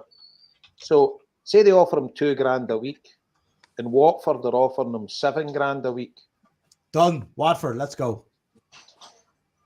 You know, so say you say to No Celtic, question. I give a fuck. can you go to 4 and I'll stay, and they're no interested. What Watford. do you Let's do? go. Rocket Man. Let's go. Me and Elton John. I'm going to be honest, Jason. I do think there is a. I'm speaking personally, right, and maybe I'm talking complete shite, but I think you do need to look at not just for the money, but you need to say, what's the chances of me getting a run of games at Celtic, and what's the chance of me getting a run of games at Watford right now? There's nothing to suggest he'd get a run of games at Celtic because we're not bringing lots of youth players through, but see if you flip the scenario and you said this was someone that was playing from, let's say, like Lennon Miller at Motherwell, right? Yeah. Let's say Celtic come in and make a bid for him, right? And Motherwell accept that bid, and he can quadruple his wages coming to Celtic. He needs to sit there and say, I could stay where I am, play another 2 seasons, and probably end up in the Premiership if I'm as good as I think I am. Or I can go to Celtic and sit on the bench and play 10 games in the next 2 seasons, right? And Rockevat has got a similar decision to make going up the way, right? So, and we're making the figures up, $2,000. That's a lot of money for anybody at that point in their career. But if he was confident he'd get an opportunity at Celtic, I would say to him, you should stay there and take that opportunity, and the money will come. But there's nothing to suggest that opportunity will be there based on what we've done previously. You think a 19-year-old professional footballer at Celtic getting a deal $2,000 a week is a good deal? But you could have one good season, Jason, and then offer him a new contract, and he's up to the sort of money that he should be getting on that basis. If he's confident in his ability, I would say he's got a better chance of making it at Celtic than he has at Watford. I would say he's got a better chance of making it at Watford than he has at Celtic. I'd back you up, Jabo. I would go devil's advocate there on your name and say, listen, if you're going to accept $2,000 for a season to elevate yourself at Celtic and not get that opportunity, then you're a $2,000 a week player. But it's the opportunity, Joe. It's the key thing. I know. I know. But that's a very subjective thing, right? But the opportunity is a great thing, as Liam says, right? If you're getting a guarantee, right, you're going to get $2,000 here, and then you're going. Simon Ferry often talks about the bonuses at Celtic. Now, if you're sitting in a squad and you're getting a win bonus and you're getting an appearance bonus at Celtic, you're making up that money. See, Watford, what are you getting? You go to Watford, you might have a win bonus. It's unlikely you're going to get it. See, at Celtic, you're fucking generally, 90% going to get it? Aye, I know. But my point, my point is that, see, if you stay for a season in Celtic and don't get that chance and you're on $2,000 a week, you're a $2,000 a week player at the end of the season for anybody who wants to get you, right? See, if you go for $9,000 a week or fucking $7,000 a week somewhere else down south, then your wage point is elevated. And from then on, you're not taking less than $7,000 a week, unless, of course, your performance is fucking at $2,000 a week. You know what I mean? And imagine you don't get a game. Needcom's going to give you a contract at the end of that because you're a $7,500 player.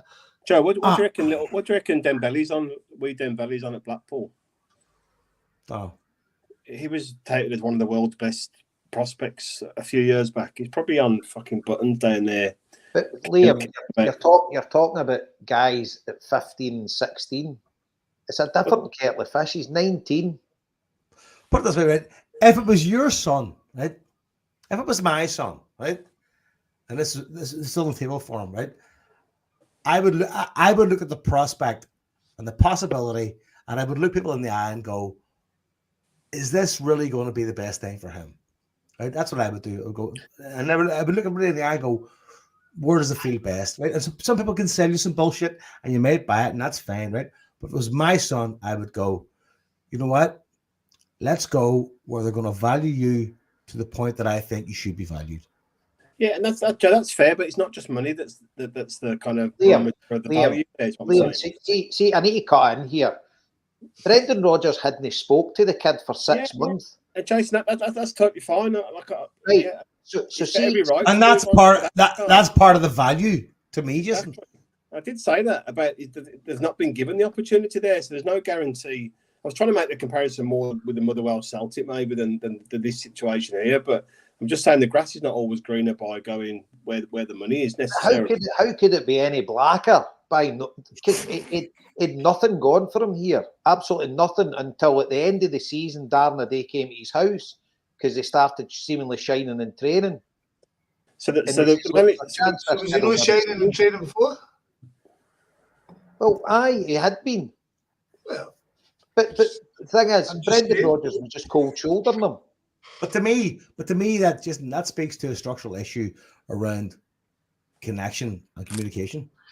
There's something. But you say that, Joe, but it also comes down to the fact, right? And I know I'm sounding like an apologist here, but what is Rocco Vata doing?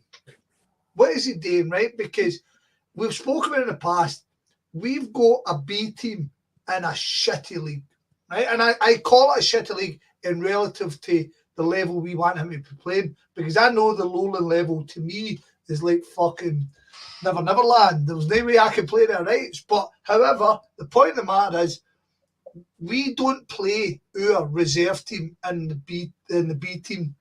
We play 16, 17-year-olds in the B team. See anybody that has 18, we try and loan them out. So the frustrating thing is, we'll get guys like Rocco Vata who are really, really untested. Because see, last season, was Rocco Vata the guy to come in when we were fucking 6 points behind the Huns? Was he the guy to come in? Maybe. But what did Brendan Rodgers end up doing? He ended up going and getting James Forrest back in. He ended up going doing that. So last year, I made a point the year Neil Lennon was getting into today 10 in a row. I said, Neil Lennon's got a cunt of a job on his shoulders here because we've got COVID. We've got fucking all these new signings. He's got a whole load of guys who all want to leave. Plus, we signed a whole batch of young guys, and we'll try to get these guys again. Guys like Oko Flex. Remember all these guys? We signed all these guys and we promised them. So see the fact of the matter is, getting Rocco Vata in the team last year wasn't as easy as I just gave him again. Really wasn't it?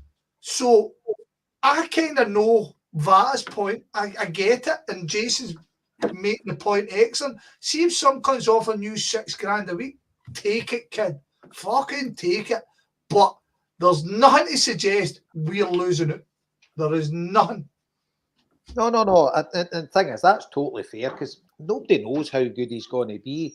But can you imagine the absolute meltdown if he goes down there and starts banging them in and becomes a superstar? Yeah. Can see like the John McGinn scenario? Yeah. You know, that would. And the Ivan Toney one. Remember the Ivan Toney one? Right. I'm going to shoot at Axom again here, and I don't think any of the boys listen to us anyway. But Axom again, I sat and listened to Axom every day, and they fucking went on about he was in the building. We picked a Yeti over him. We done this. We done that. And it was only a couple of weeks ago I listened to Paul John, and he's sitting going, by the way, there was no indication that Ivan Toney wanted to sign me us. Maybe he was in the building, but he was going around a lot of buildings at that point. And I'm sitting going, but you fucking stoked that up to the madness. They did. They stoked it up. They sat and fucking told us he was in the building and we signed a Yeti in front of him. And I'll tell you what, it's all in fucking line. You can go and check it yourselves. The fact of the matter is with Celtic, we know where we are. We know where we are in terms of world football. See the boy Vata, as I repeat what I said 2 seconds ago, he's been given a fantastic opportunity and we've offered him something. It might bite us in the hole. it's Celtic are still getting slapped in the face with Shay Given. Shay Given's dad walked into Celtic Park, into Lou McCarry and said, I want this for my boy. That is funny, isn't it? Man, we're still getting slapped in the face. Nikon's talking about all the other Waynes that we fucking told to get to fucking they all done shit. No, but we're getting slapped in the face about Shay Given. I still see it to this day, Joe. I love it. You see it on the board all the time. We've just got to suck it up. The only reason I want him to go and do well, right, because I've got no fucking race, no boat in the race at all, is I met his wee mammy with you, Jason, and I wish them well. And I don't dislike Rudy Vah. I hope the boy goes and fucking knocks it firmly out the park and he ends up signing for Celtic in 2 years' time. But see right now, where's my goalie? Like, no. See, the thing is, I'm the same, right? For all, look, I wish the boy well, and I've not got any skin in the game. I'm totally that's the analogy I was looking for. I'm totally gutted for the family, right? Family, Celtic daft, right? And see some of the shit I'm reading online for Celtic supporters, get them to fucking absolute nonsense. Two sides to every story. And obviously Celtic's leaking things now that saying, oh, we gave them a great deal, whatever. Why is Celtic even doing that? Because they're cunts. They done the same when Tierney left. You know, it's amazing though how quickly it goes from young player leaving Celtic to greedy bastard. They promised Tierney when he left, they would let them know it was Celtic that was pushing the deal. And then as soon as he left, Kieran, it was a thing that he couldn't turn down and all that. And obviously he would never have come out and said anything bad because he's want to come back at some point. But you're just like, they're fucking cunts. They would shaft you in 2 seconds. It's that corporate political mindset, Jason. There's no accountability. There's no responsibility. We do what we do. You know what you do? Shut the fuck up and deal with it. Shut up, Joe. That's what it is. That's what it is. And it annoys me. It annoys me. You annoy me. I know it, buddy. But I'm that special brand of annoying. I'm like a hornet with no sting. By the way, Joe, right, on a side note, will we now be back on to Spotify? This is what I was wondering the other day, and according to Podbean, we are distributed to Spotify, but when everyone checked it out, there was no Spotify link for us, right? But I'm thinking, this will be our first, I suppose, StreamYard, Podbean kind of podcast that might break the hymen of Spotify and put us back on there. You know what I mean? So you don't know is the answer. The answer is I don't fucking know. They may have us blacklisted for good. Who knows? So see, like on the same subject we were talking about, right? See Celtic's Youth Academy. Is it just about time to chuck it in the bin, the full thing? I know. I've got a feeling Celtic's Youth Academy is a bit like Police Academy. Right, you ruined it, Joe. You were doing good. Personally, to be honest, it's a complete Which opposite. person is Bobcat? It's a complete opposite, and it completely contradicts everything Brendan Rodgers is saying just now. Right, we have to be getting players in the squad and getting game time who are 16, 17, 18, 19, because we have to start bringing our own players through. It's proven we can't go out and buy the players we expect to buy.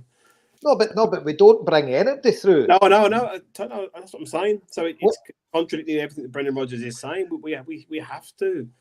He has come out and said we have to bring our own players through, but he can't say that and then say, unless they are Ben Doak exceptional, they need to be 21 before they can play for us. Because that's just too long. Players won't wait that long. We need to start putting younger players. Listen, right. Rocco Vata get 1 or 2 games. Daniel Kelly get 1 or 2 games. Right, so they didn't come through. Anthony Ralston, is he the last that's come through? Who? Sorry, Ralston. Tony Ralston, probably. He was kind of that 22 or whatever when he started playing, wasn't he? James Forrest, no, and obviously Welsh. So you've got Welsh. Sorry. I'm just saying if Joe's all right because he talks one of the shit. All right. So you've got Welsh and Ralston, right?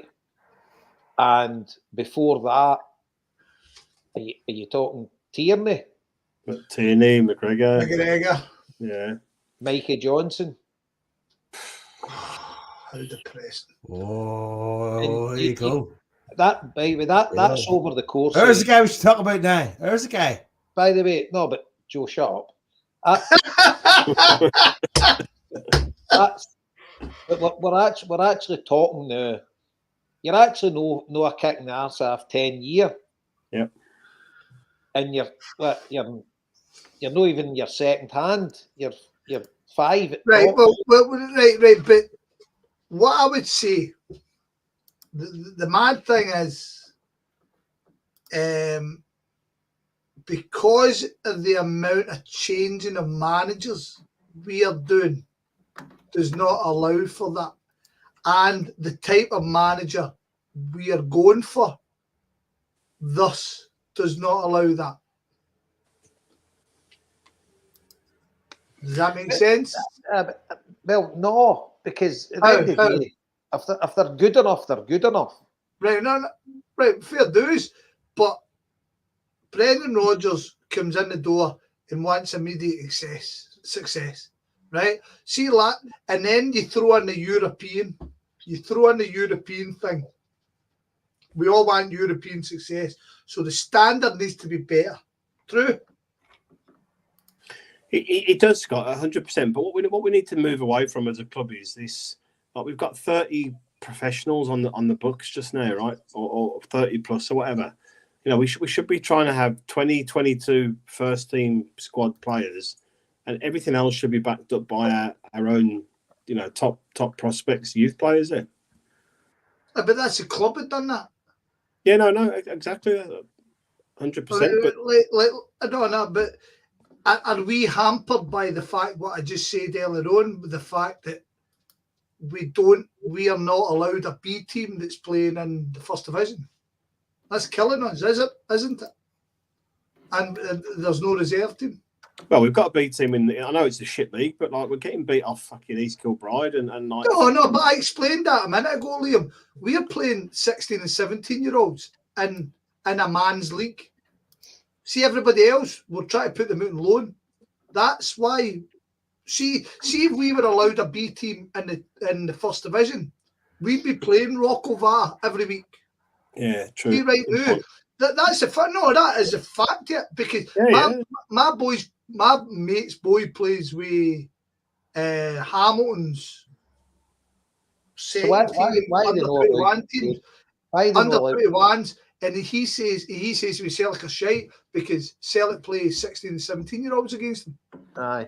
So, because in La Liga and that, your B teams are allowed to play right up to Segunda B, are they not? Jason, it goes back to your bowling club thing that you always talk about. No, they won't let them in. One vote per club stuff. Aye. They don't want Celtic and anyone else playing at that level. Which, to be honest, for their own club, I understand. I understand wholeheartedly, but it doesn't help us. Exactly. It doesn't help us. So we've got to find some sort of system that's going to allow our 18 to 21. And I appreciate that if you've got an 18-year-old, excellent, but we need to find somewhere where the 18 to 21-year-olds are going to progress to a point where they're going to sustain your fucking first team. Scottish football is killing us, isn't it? So there you go. Your man McLaughlin there just said 6 players were brought through in 22 years. 6 players have come through to be like decent first team. No, but you're talking about for the first team. Well, let's go and look at through that same 22 year. Or go and look at how many of them have played who play Scottish Premiership football. Aye, but how much money did Celtic make off that? Jason, I understand that. Aye. But the point of the matter is, we could have a team full of guys who could all play Scottish football, and they might win the league. But we're above that level. So what are we looking for? We're looking for prime talent, aren't we? We're looking for the best of best. I mean, in that point, I know, but I mean, are you telling me 6 over about 20 years is fucking the best of the best? Like, well, it's shambolic. And you're I mean, paying all that's, the, I mean, So- given the resources Celtic have to kind of explore those avenues, that's Right, kind of a type of wait a response. minute. Like, We had Hickey on the books, right? And see when Hickey played with Hearts, did they use Rayham? Did they use sit there and go, we need to sign this boy? No. When he played Hampton, against us, I'm not finished. We had Robertson on the books. Robertson went away. We had Robertson on the books, yeah. yeah. Right, so and as I recall, for the conversation I had, Robertson was played up front by Celtic. Know what I mean? So, and things aren't totally. Things I know. totally. see, Evan, broken you're at saying Celtic. as well, Scott. You can't warrant for like development pathways. You can't But here's the thing. You can't map those out. Like, but No. but at the end of the day, You'll see all that is your a poor return. app stuff out, right? Facts are facts. It's an inherent failure on the Celtic Youth Academy and the Celtic Youth setup.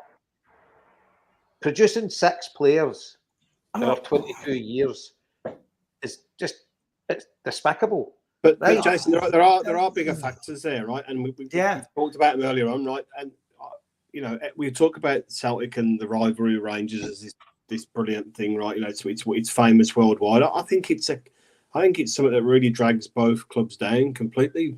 And you know, it's unique in the fact that someone else can tell me, right? But where else in the world?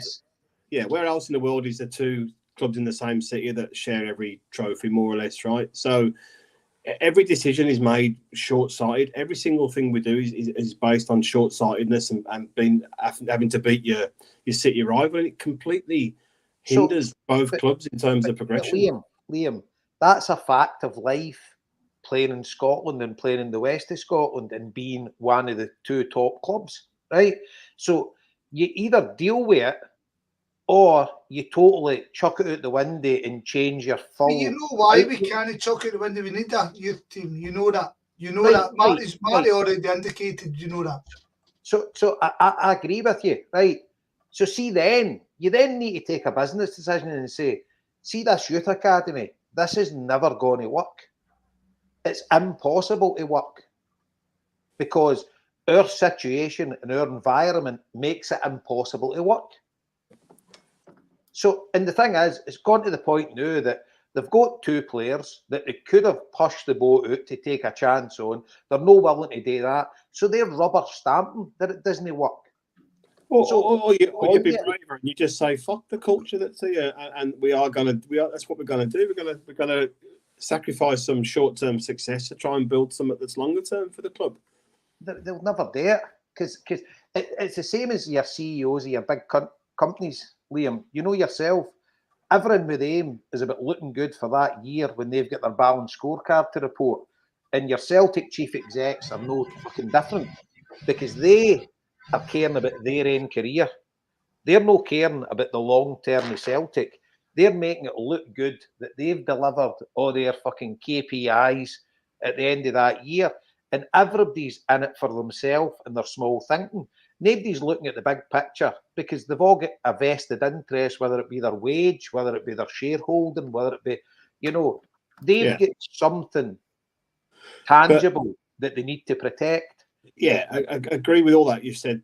But I think, and Rodgers has said it himself in the Q&A, Celtic need to become a self-sustainable club. I know we make money off the Champions League, right? But that's not always going to be guaranteed. So, and the transfer dealings we do every year are becoming less. It's becoming harder and harder to find value for money and these sort of players. So we have to kind of try and really find a way of taking it seriously and getting this pathway through for the players. But there's little evidence that that's working, I suppose, which is the problem. The fact of the matter is, we should. Martin O'Neill done it. See the League Cup, put the boys in, put a proper strongest boys team you can get. That's what Celtic should do, and we should do it every year. 100%. And I'll tell you what, we won't win it. We won't win it for fuck. We might win it 1 out of 10 when we get a big strong unit through. But as I've said, we've got a B team that's a Wayne's team. We don't have any reserve league that's helping our teams. Scottish football's no helping us, and I kind of understand why they don't want to fucking help us, but that's what we should be doing with the League Cup. We should, but there comes the connection with Celtic and the fans. They don't tell us shit. They literally don't tell us shit. Imagine they came out and went, right, this is the signings. See, this year, we're going to be doing this in Europe. We're aiming for this in Europe. And this is what we're doing. Long term, we're looking to build this. And see the League Cup. See the League Cup. League Cup's going to be for our strongest youth players. Yep. Every year it's going to be. So it's up to you. It's up to you, Celtic fans. If we get a home draw, I'm letting you all know that it will not be the first team that's playing in it. Huh? See that Athletic Club in the Copa del Rey final, you know, they didn't play your man that's No, I know, but that's a different kettle of haddies, because I dare say that. But the fact, you remember... Their main goalkeeper, they played their second choice for the full of the Copa del Rey, including the final, that they had to win a trophy in fucking 40 years.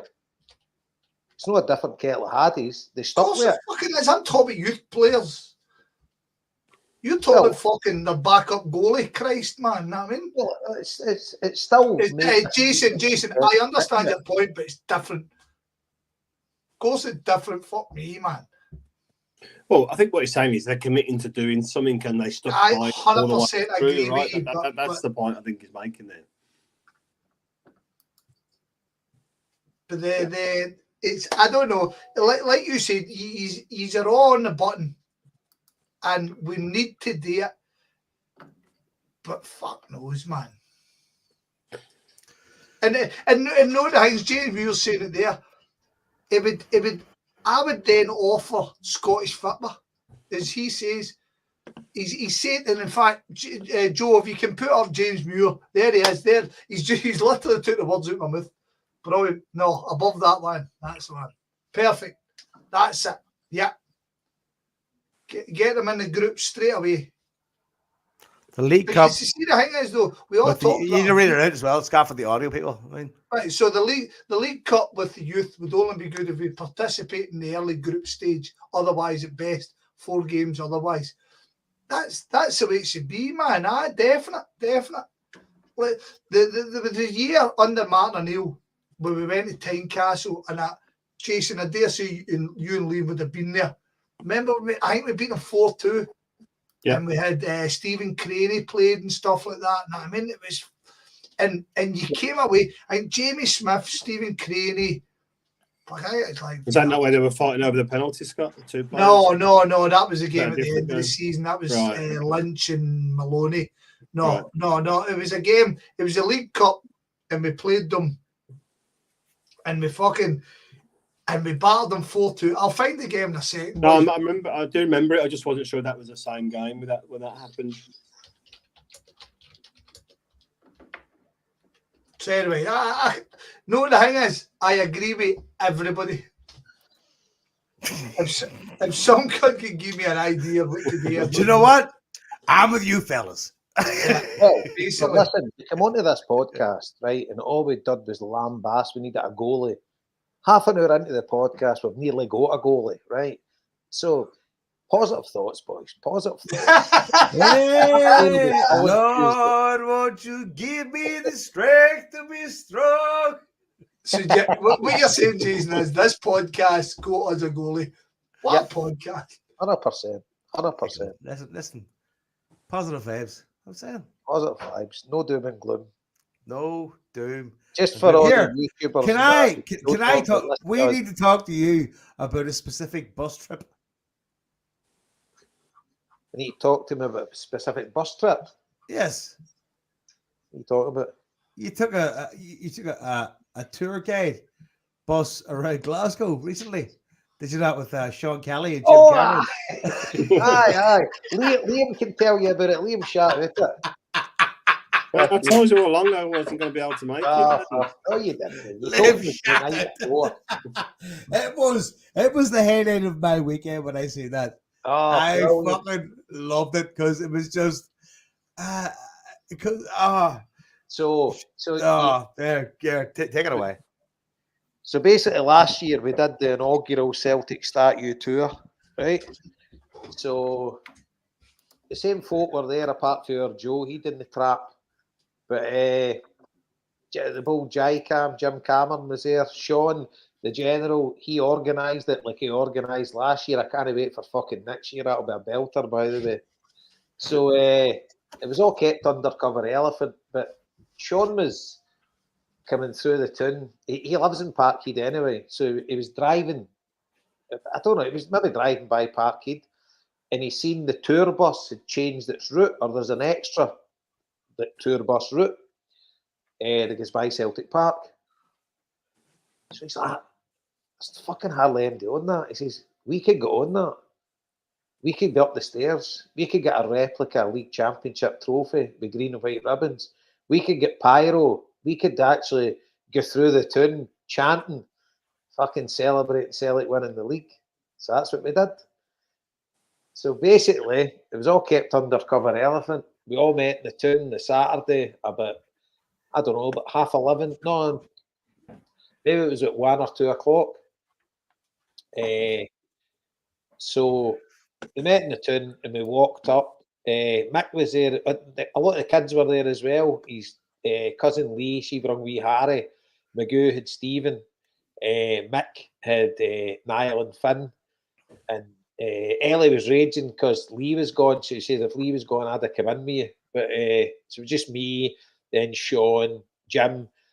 Magoo had told a couple of folk, and there was another couple that come on. So basically, we just goes up, gets the 15 quid a day ticket, walks up the stair, sits down, guys up. You need your earphones. We're all right, pal. Next thing, the bus takes off to George Square, heads along. I don't know what the street is. It's heading to George Square towards High Street. Gets to High Street, turns left, goes up towards the Royal Infirmary. In fact, I think it maybe turned before High Street because it came down High Street. No, it went up High Street and then up to the Royal Infirmary. No, it didn't. It turned up one of the streets before High Street and then basically went up to came out of the Royal Infirmary, went down High Street and took a left, gone towards like the place where you can stand at the graveyards and look at Celtic Park. The God, names escape. The fucking what's it called? Anyway, round there, back onto High, down, came out at near the Tenants Factory on Duke Street, took a right, back up to High Street. Necropolis. It's called Necropolis. That's called Necropolis. Sorry, down by there. Took a left down High Street, down by McCool's, and then took a left right up the Gallagate. And once we went down the Gallagate and the pyro got lit off, out with the league championship, folk are all standing outside the fucking Sarri Heat, never going, what the fuck? I can everybody's cheered in that. Seemed to get near Celtic Park. There was all folk gone with their strips on, maybe going up to the stadium and all that. They're like, what's going on there? All like foreigners and all that, and maybe just came to Glasgow, and then they says, Mum, go and see Celtic Park. They're like, oh my God, taking photos. We were all chanting with the fucking the league championship with the green, white ribbons. Pyro gone ballistic. Absolute amazing. And fair play to the wee bus driver. Took a wee left turn, drove us right into Celtic Park and dropped us off in the car park. Brilliant. That was amazing. And then we got out and we went to the front of the stadium and got our photos taken that with the cup. And it was absolutely brilliant. But the best it was, I don't know if you've seen it, Sean actually, well, you probably did see the video. Sean went to Celtic Park in the morning, right? And he had the replica cup, right? But he went in and asked the woman in the door if he could walk out the door and get it filmed as if he was taking the league trophy out. And she's like, I no bother. So he took the league trophy in, then he went away back to standing near a Celtic shop or whatever, and he got his boy to film. And says, right, got a wee plan for a day. Let's see if it all works out. And he just walked away there in the front doors at Celtic Park, and then it cut. And the next thing he walks out with the trophy, as if he took the fucking real trophy, and walks right out of the camera. Fucking job done. Let's get this show on the road. And then we did it. It was fucking brilliant, man. It was the first video I seen was from Jim Cameron, right?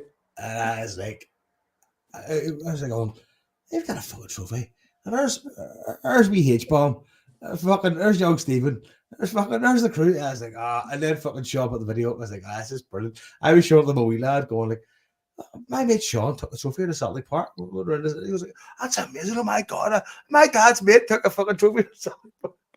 Aye, Brilliant, man. It was brilliant. absolute class. It was brilliant, man. And folk looking up, seeing it, like, what the fuck? It's fucking class. Brilliant.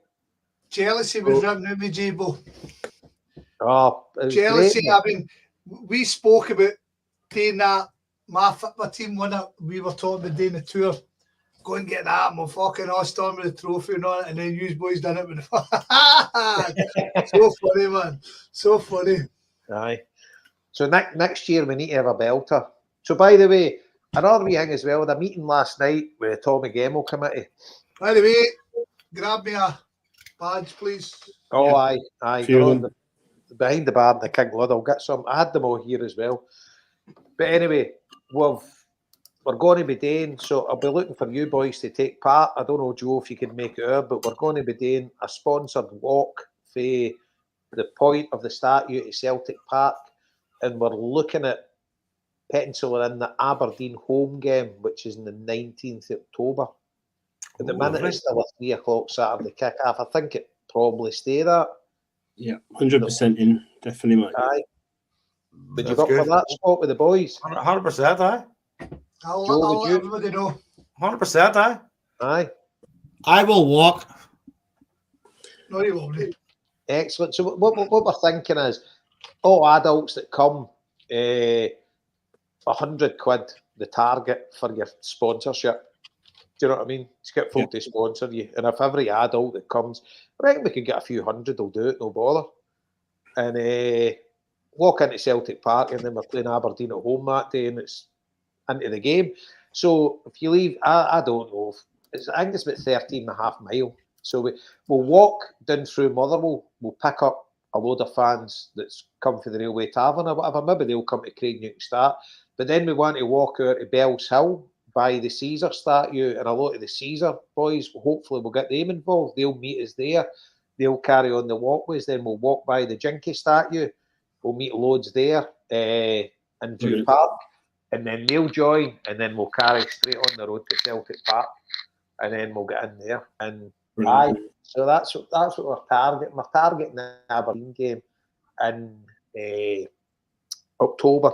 We don't have the finer details. We'll still get another email to iron out the finer details, but that's what we're looking at the minute. And, we should do that. We should do that and do a HomeBhoys live afterwards and raise some money for the statue. Get it done. At night? Yeah, why not? After the game? Yeah. Why not? If we're all up for doing it, me try and get Joe, Marty, and try and get Harper out for it as well. Get it done. Get money for the statue. Get it. Yeah, why not? And what And BJ says in a sign, John Higgins queue is a small price. That's the main prize. John will be there. He'll be signing people's heads. Aye, he'll do it. Aye.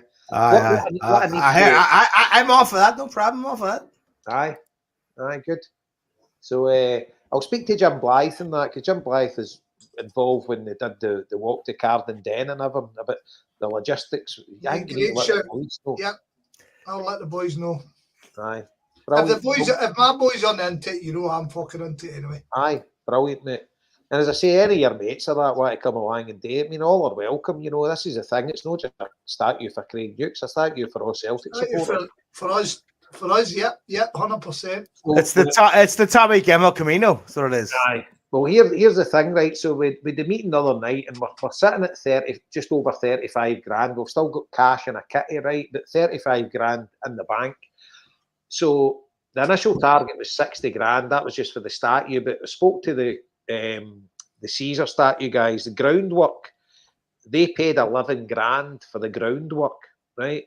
So we need to factor kind of that in as well, and the costs of the statue might have went up. So what we're hoping for next summer like, no, this, we're hoping for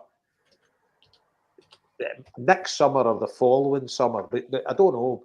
But we need to work out a date, because basically what we're looking at is once we're close to agreeing the design, right? What the statue is going to look like, and we're close to getting the design of what the groundwork is going to look like. So see, the thing is, once we've got what the statue is going to look like and what the groundwork's going to look like, then it starts to become tangible. Do you know what I mean? Because we've got everything in place, the council and all that, and they're quite happy because the bit where it is council land that they need to do the gardening on and all that. So we'll be taking it over, we'll be paying for the upkeep, etc. So, so we had a very productive meeting last night, so it's all going good. And we've got that sponsored walk, that's our next thing, and then we've got a few other irons in the fire. But it's all going good. All going good. Brilliant, mate. That's excellent. Sounds good. Yeah. I know. The people united can't be defeated. No, it's really good, and some of the support we've had from all over the world. Do you know what I mean? People sending donations, and big shout out to the Dubai CSC. I mean, the donation they gave us as well, unreal. But we slagged the guys taking this podcast. I was about to say, you've slaughtered the boy, man. Honestly, I was just going to get torn and going like, you know what? How much did they say? It probably wasn't enough. I think we need to keep slagging them, because the more we slag them, the more they produce the goods. Too far away, too disconnected. You know what? I remember, right? We said at one point that the Sakhalin Island was the furthest away CSC. Remember Ralph Collins ran that out in the oil rigs, and then Honolulu came back and went, "Hold on, son, we're the furthest away, right?" We've now got to start putting in there, but it was the police going like, "Where's the wealthiest place? They have a CSC. Honolulu, baby. Where's the wealthiest place? Get your wallet out. Show us." It was where the definitely money fun, is. isn't it? It's the ballot. It's the Shalamina Bamrock. The Shalamina bar. It's been laundered all bank money for years. Look at the chat there. Sean Buse said, "Do you think the Celtic Foundation would help with the statue?" Oh, Jason, step down, Jason. Step down. He's back. He's back. Listen. We're not going to go down that road, right? I know. We're all envisioning the Hamburglar, right? No, but see, the bottom line is just to clear things. Celtic FC or the Celtic Foundation won't give us the fucking smell after pish, right? Simple as that. You know, this is done for Celtic supporters. Yeah. You know, this is there'll be nothing official with Celtic Football Club on this, because they wouldn't. And I'll tell you one thing. They'll think they're going to grandstand and do their speeches in the day of the unveiling. Oh, goodness, they found him.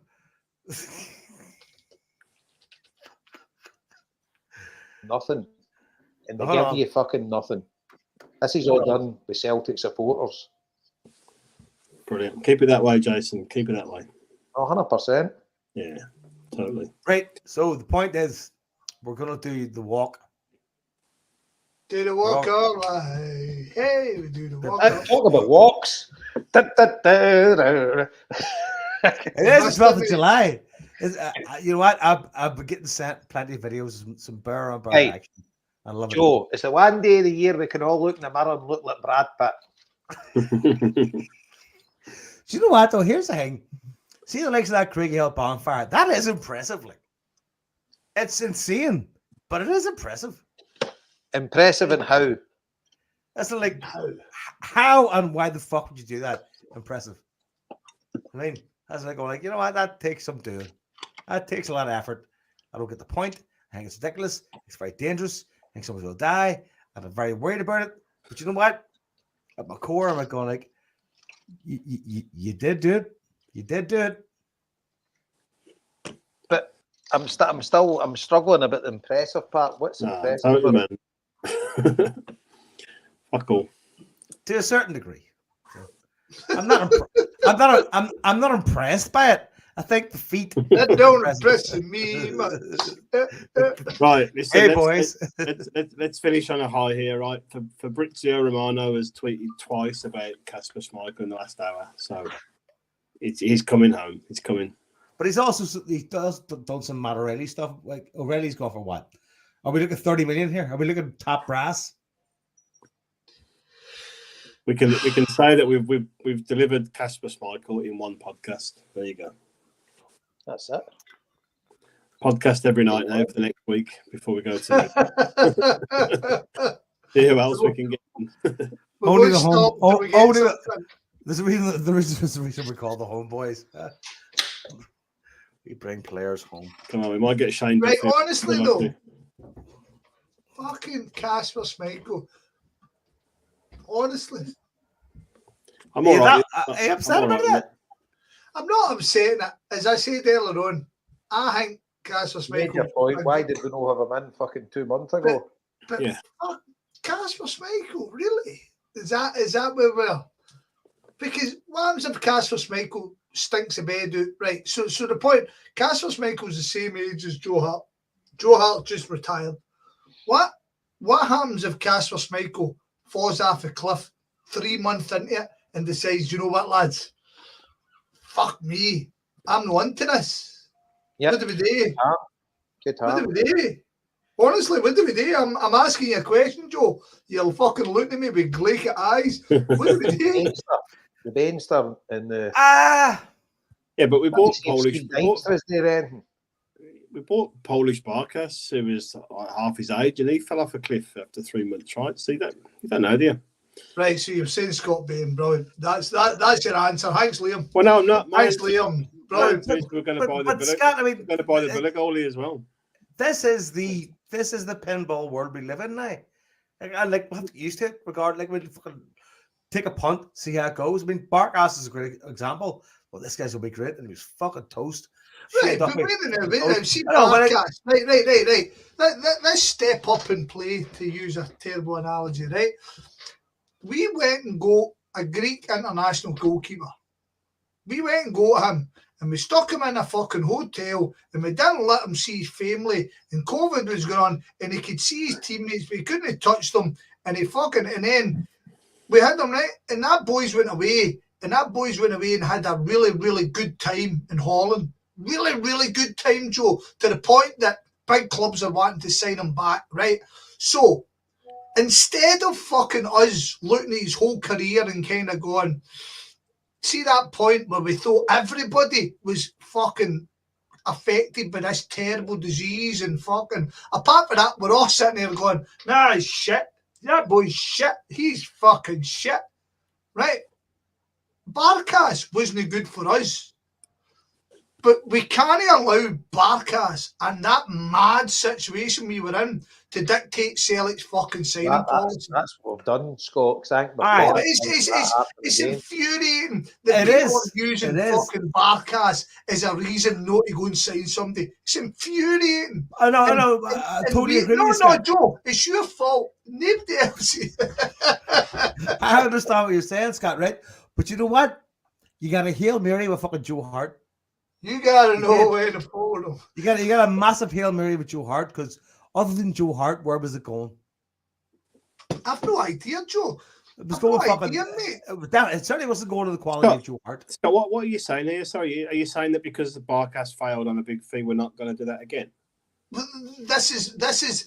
I keep hearing it time and time again that we shouldn't be spending big money because Barkas not yet to fail. No, that's mental. I keep hearing it. Right, that's meant that. But for those two signings, we could put 5, 6, 7, 8 at the same value that have been brilliant for us. Yeah, no, I understand that, Liam. Since, tell me the since. Players we've signed since for the same money. With Jota, Carter Vickers. Right. Yeah. And we got Batham on loan. Yeah, so maybe that's. So we could have rejected both if they both on field. Right, what's next? 4.2 on Burnaby. Yeah, so we 4.5 on Narovsky. Yeah, so we've gone out and spent the money. They just haven't worked out very well. So we're not doing it, but we're just not very good at it. But the point of the matter is, see Schmeichel, the past 2 years until Joe Hart said he was done, you've said we need better than him. And you're now saying to me, yep, I'm happy with a guy older than him at the end of his career. Right, but so the age isn't the big factor here. Is he a better goalkeeper? You've not seen him in 2 years since he got relegated for the English League. Well, I watched him in the Euros there, and I thought he looked fit and he looked pretty agile. He looked pretty right. So many games is that?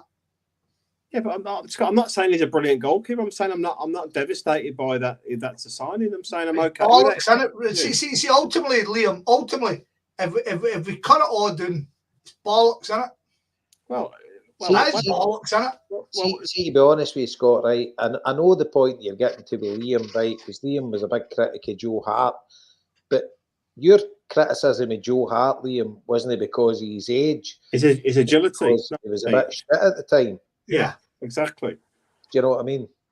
And from what I've seen of Schmeichel in these last few games, he looks much more agile and much more comfortable with the ball at his feet, right? And he has the same leadership qualities and the same level of experience that Hart had. So that's why I'm not cracking up about it. I'm thinking, okay, I can see where they go from this perspective. And the thing is, as well, when you look back, when we signed Adam Ida, when we could have got Jordan Larson, do you know what I mean? Yeah, or Van Hooydonk. Celtic support was wanting Jordan Larson. And but most of the Celtic support wanted Jordan Larson and they wanted Sidney Van Hooydonk, right? See, be honest though, but I'll tell you what, Jason, for your point, if we were offered they three, Adam included, plus Miovski, who would you take? Who would every Celtic fan take? Miovski. And I would say Miovski is probably still the best option because we know what he can do. Me and you have had the discussion with Adam Ida. I'm ball deep in Adam Ida, right? But the fact is, right now, we are still at fucking project level, no matter what you're saying. We're either getting old guys that nobody wants or young guys that nobody knows. And I don't know. I thought we could have had a go for it, but this pod was all fun and no doom and gloom. I'm actually more depressed at the end of this podcast than I was. I did say at the start, Scott, if we fanny around for a goalie and then we end up with Kasper Schmeichel, I'm pretty sure I actually quoted him at the start. I did actually say that right at the start. Yeah. So you're like, why the fuck has it taken this long to get to that signing? Do you know what I mean? Well, he played in the Euros. But in fairness though, you fucking thought he was coming for a French team now. Well, I knew he'd gone to Nice from Leicester. I didn't know he'd moved from there to somebody else. So yeah, absolutely didn't know that part. But to be fair to Celtic here, that'll be him just finished his holidays and he'll be coming for the medical. So probably that's who Brendan Rodgers wanted. I don't know. Yeah, we'll see. I think, listen, like I said, if we can sign a strong young prospect and get him in to learn for a season or get some shared games and move on, it's fairly shrewd business by Celtic.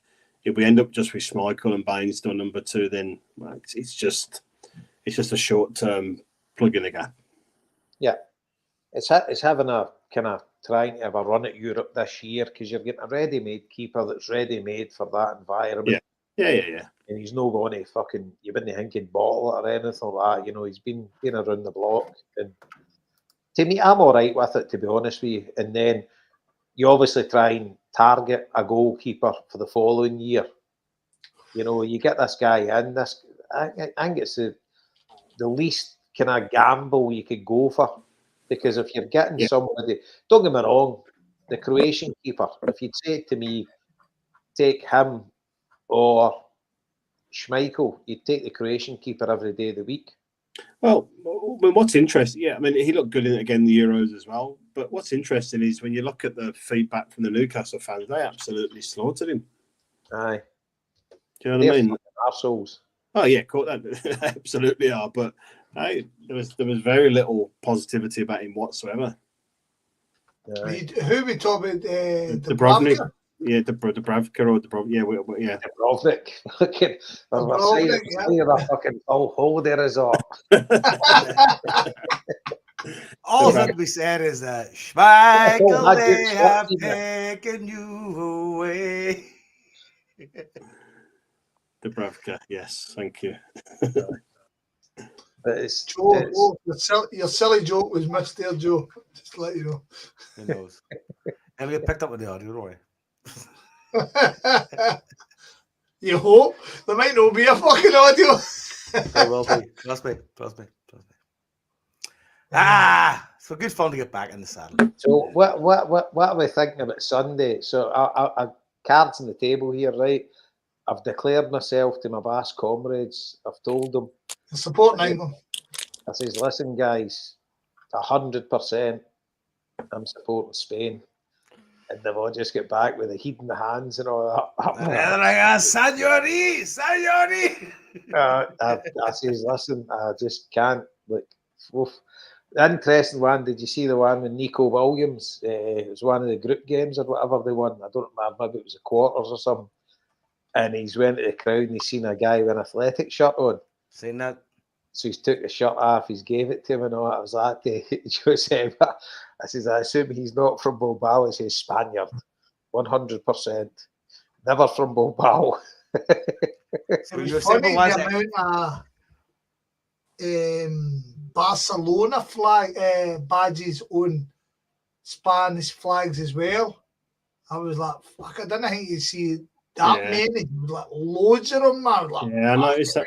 Yeah, good shout. I noticed that as well. Catalan flags. The ones that I No, not Catalan flags. Barcelona badge on a Spanish flag. Yeah.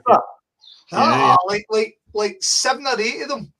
I was like, fucking hell, man. That's so Liam, you'd be punching people's seats already.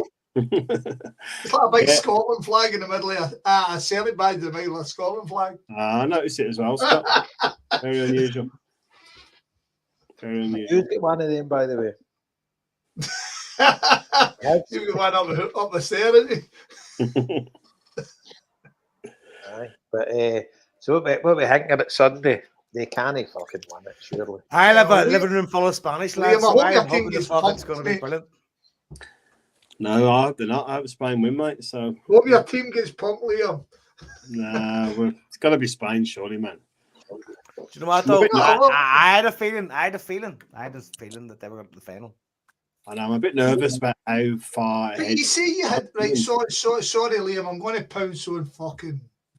Pounce away, mate. Pounce away. Colombo here, right? You had a feeling, did you, Joe? One more thing.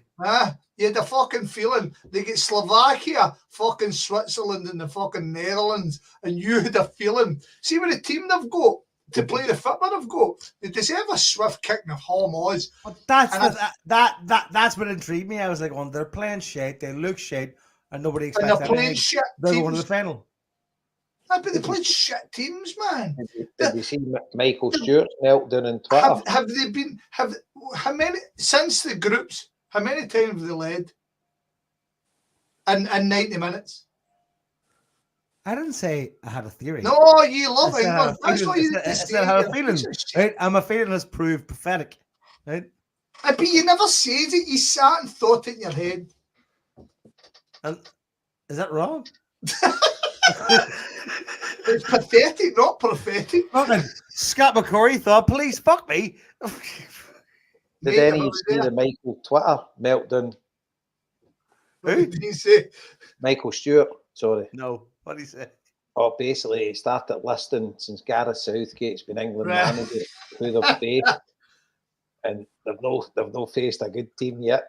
You know, once with Germany, they beat Germany once. I think that's Germany 2-0 last Euros. Aye. Then he said every game was at Wembley. Somebody corrected him, says one of them was actually fucking somewhere in Central Europe or something. But aye. All I'm saying there's- is prepare yourselves. I think the English are going to win it. So do I. Hey, And the only reason I'm saying that is Yeah. because I thought everybody else is going to win all the other games. So I'm kind of hoping. I'm hoping that I'm just a jinxy fuck. I Liam's your man. think they're outnouted for some reason. I don't know what it is. It's just me. I'm going like, Liam's robbed the predictor. Liam's your man. He knows. I support his home team, innit? I mean, No, well, if I'd have backed England in the semi-final, I'd have won the whole competition by now. But I let my head overrule my heart. your head over your heart. I'm close to winning it, Jason. I'm close to winning it. Yeah, that's it. Well, you're guaranteed second, didn't you? Yeah. Fuck, Yeah. I think you're a certainty, the mate. chainmail's coming out any day. You've had a good run as well. The first few games you didn't get much, but since then you've been on a good run. Then I blew it. See that one that I said, if I'd have changed them, it was a draw that game. If I had changed them, it'd have worked out better. I would have changed all my games. Because I hadn't Here, by the way, right? Here's a wee one for you. Here, by the way, we've got 1,061 live listeners on. I'm just talking, Joe, and just listen Sorry, to you. sorry. I just roasted it. There's no apologies. 1,061 live listeners. That's pretty good. Use your half, you're not every fucking one of these. No, they're all Spreaker. Spreaker would never get that. I was me and my beloved and my family and a good few pals went. We were in Santa Ponsa for a holiday, and we went and watched England versus Slovakia. We watched it in the square, right? Everybody who I'm speaking to now, and including these three fantastic people, you've all been in Santa Ponsa, you've all been in the square. Yes? Yep. Yes. Yeah. The square was taken over by the English. By England supporters? By English. Yeah. I kid you fucking not. Chocker block. English fan. The only place the English weren't sitting was the Celtic. And that fucking crazy German bar. But he's a prick. But anyway.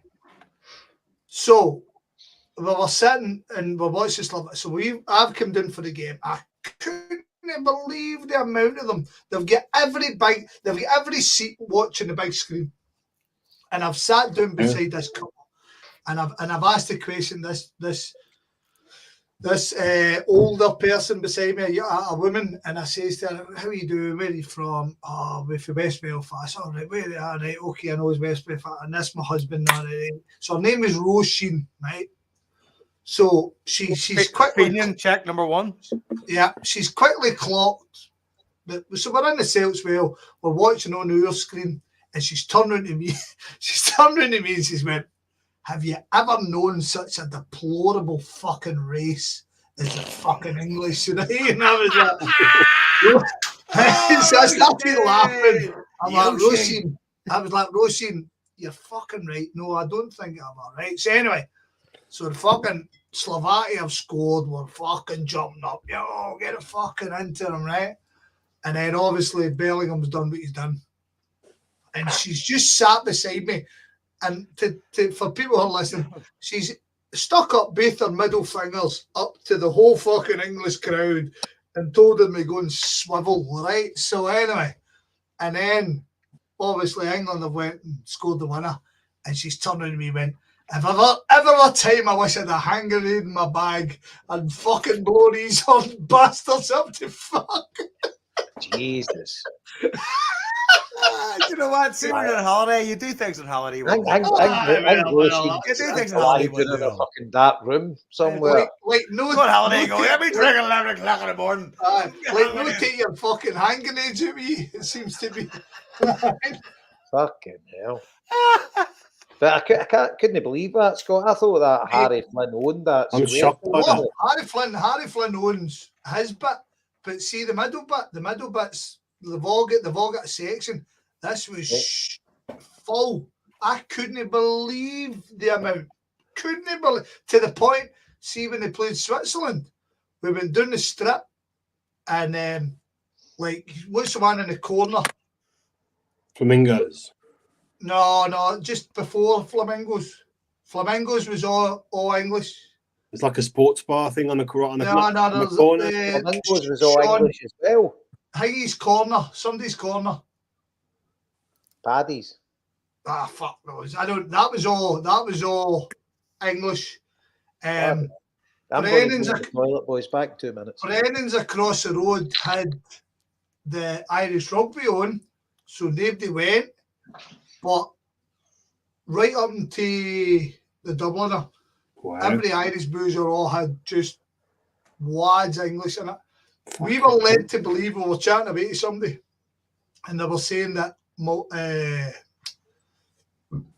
Magaluf have cut back on what they're giving you for your all-inclusive.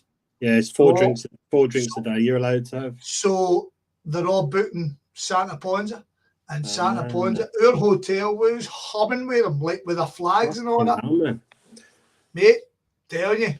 I was saying to Rosie, I'm going to go and tell you in 2 years' time, man, Santa Ponza's gone. Santa Ponza's fucking English.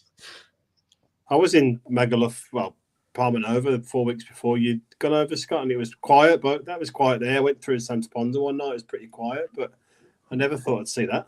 Daniel's Corner, thanks, Sean. Daniel's Corner, Irish place, just like top to bottom, England. Wow. It was wild, mate. It was wild. I mean, like, I couldn't believe up the square. I couldn't believe that England game. Couldn't believe it.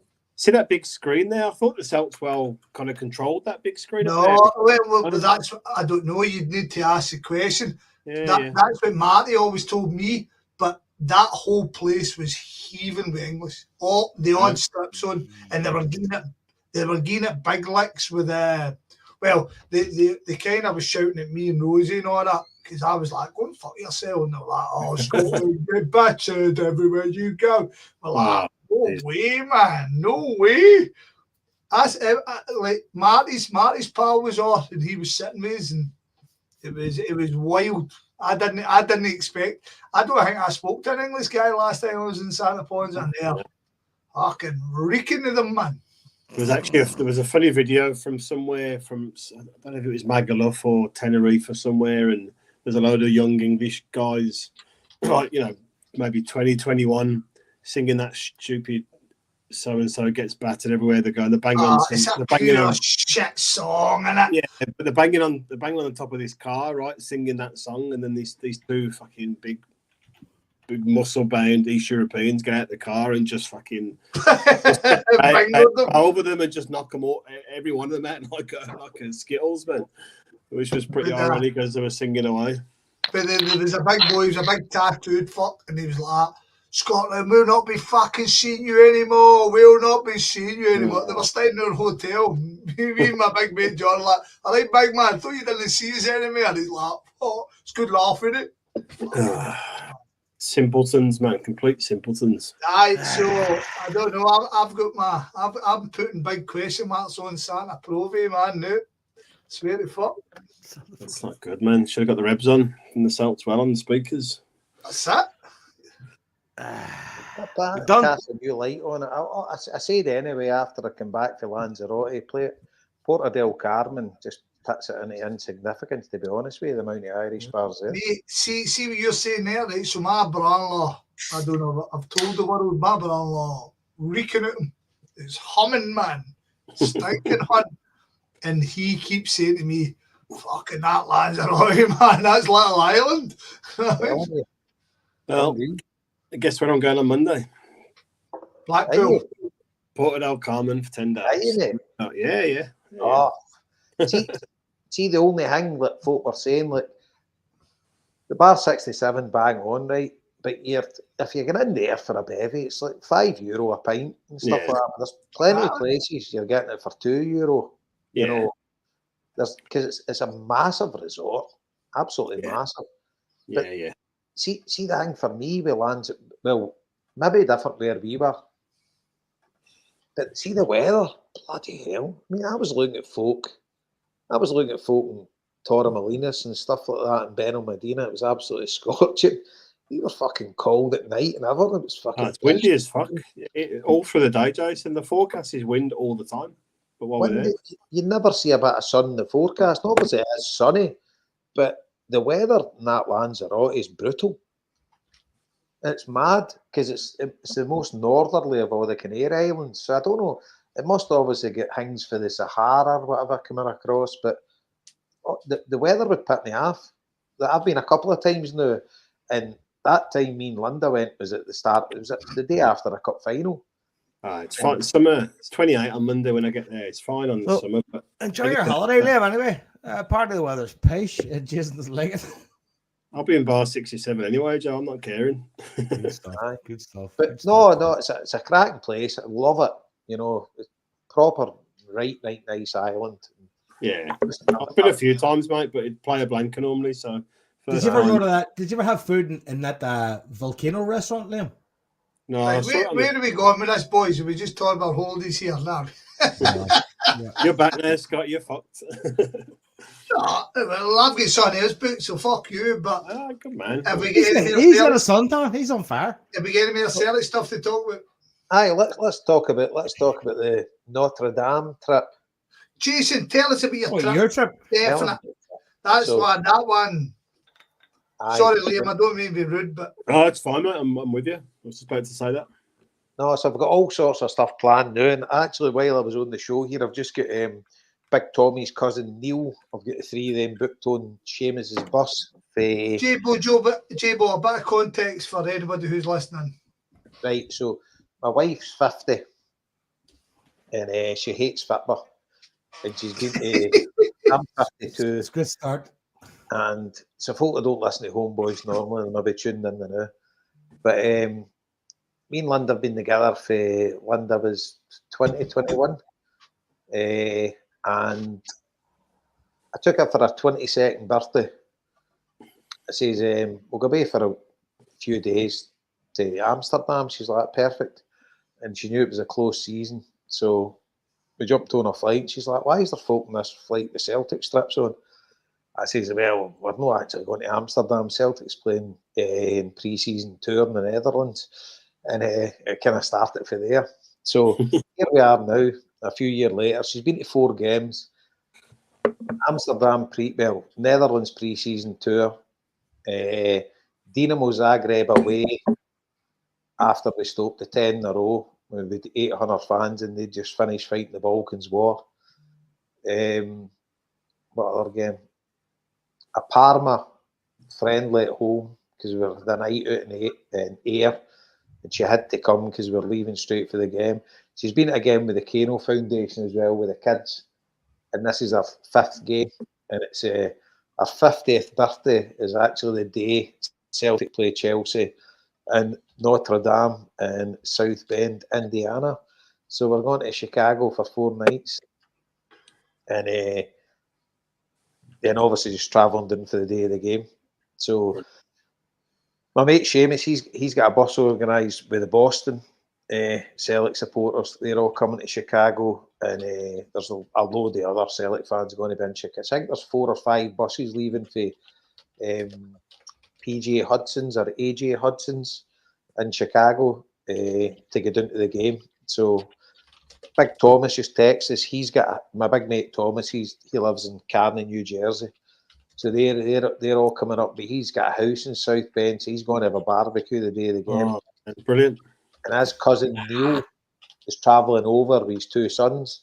So he just texts me while the show started. He says, "Can you get Neil on a bus?" So I text Seamus, and there was spare seats on it. So that's Neil and his 2 sons on the same bus as us. So I can't wait. But got a few things. We get there on the Wednesdays. I'm got mad into baseball, obviously, and there's only 3 original baseball stadiums left: Dodger Stadium, Fenway Park, which me and Linda have both been to with the kids. Well, Fenway we went to see the Nets play there with Big Frankie, but LA we went to Dodger Stadium with the kids, and then Wrigley is the only other original ballpark I've not been to.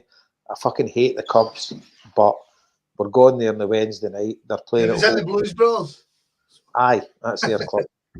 So I like I follow the Mets, so they play National League.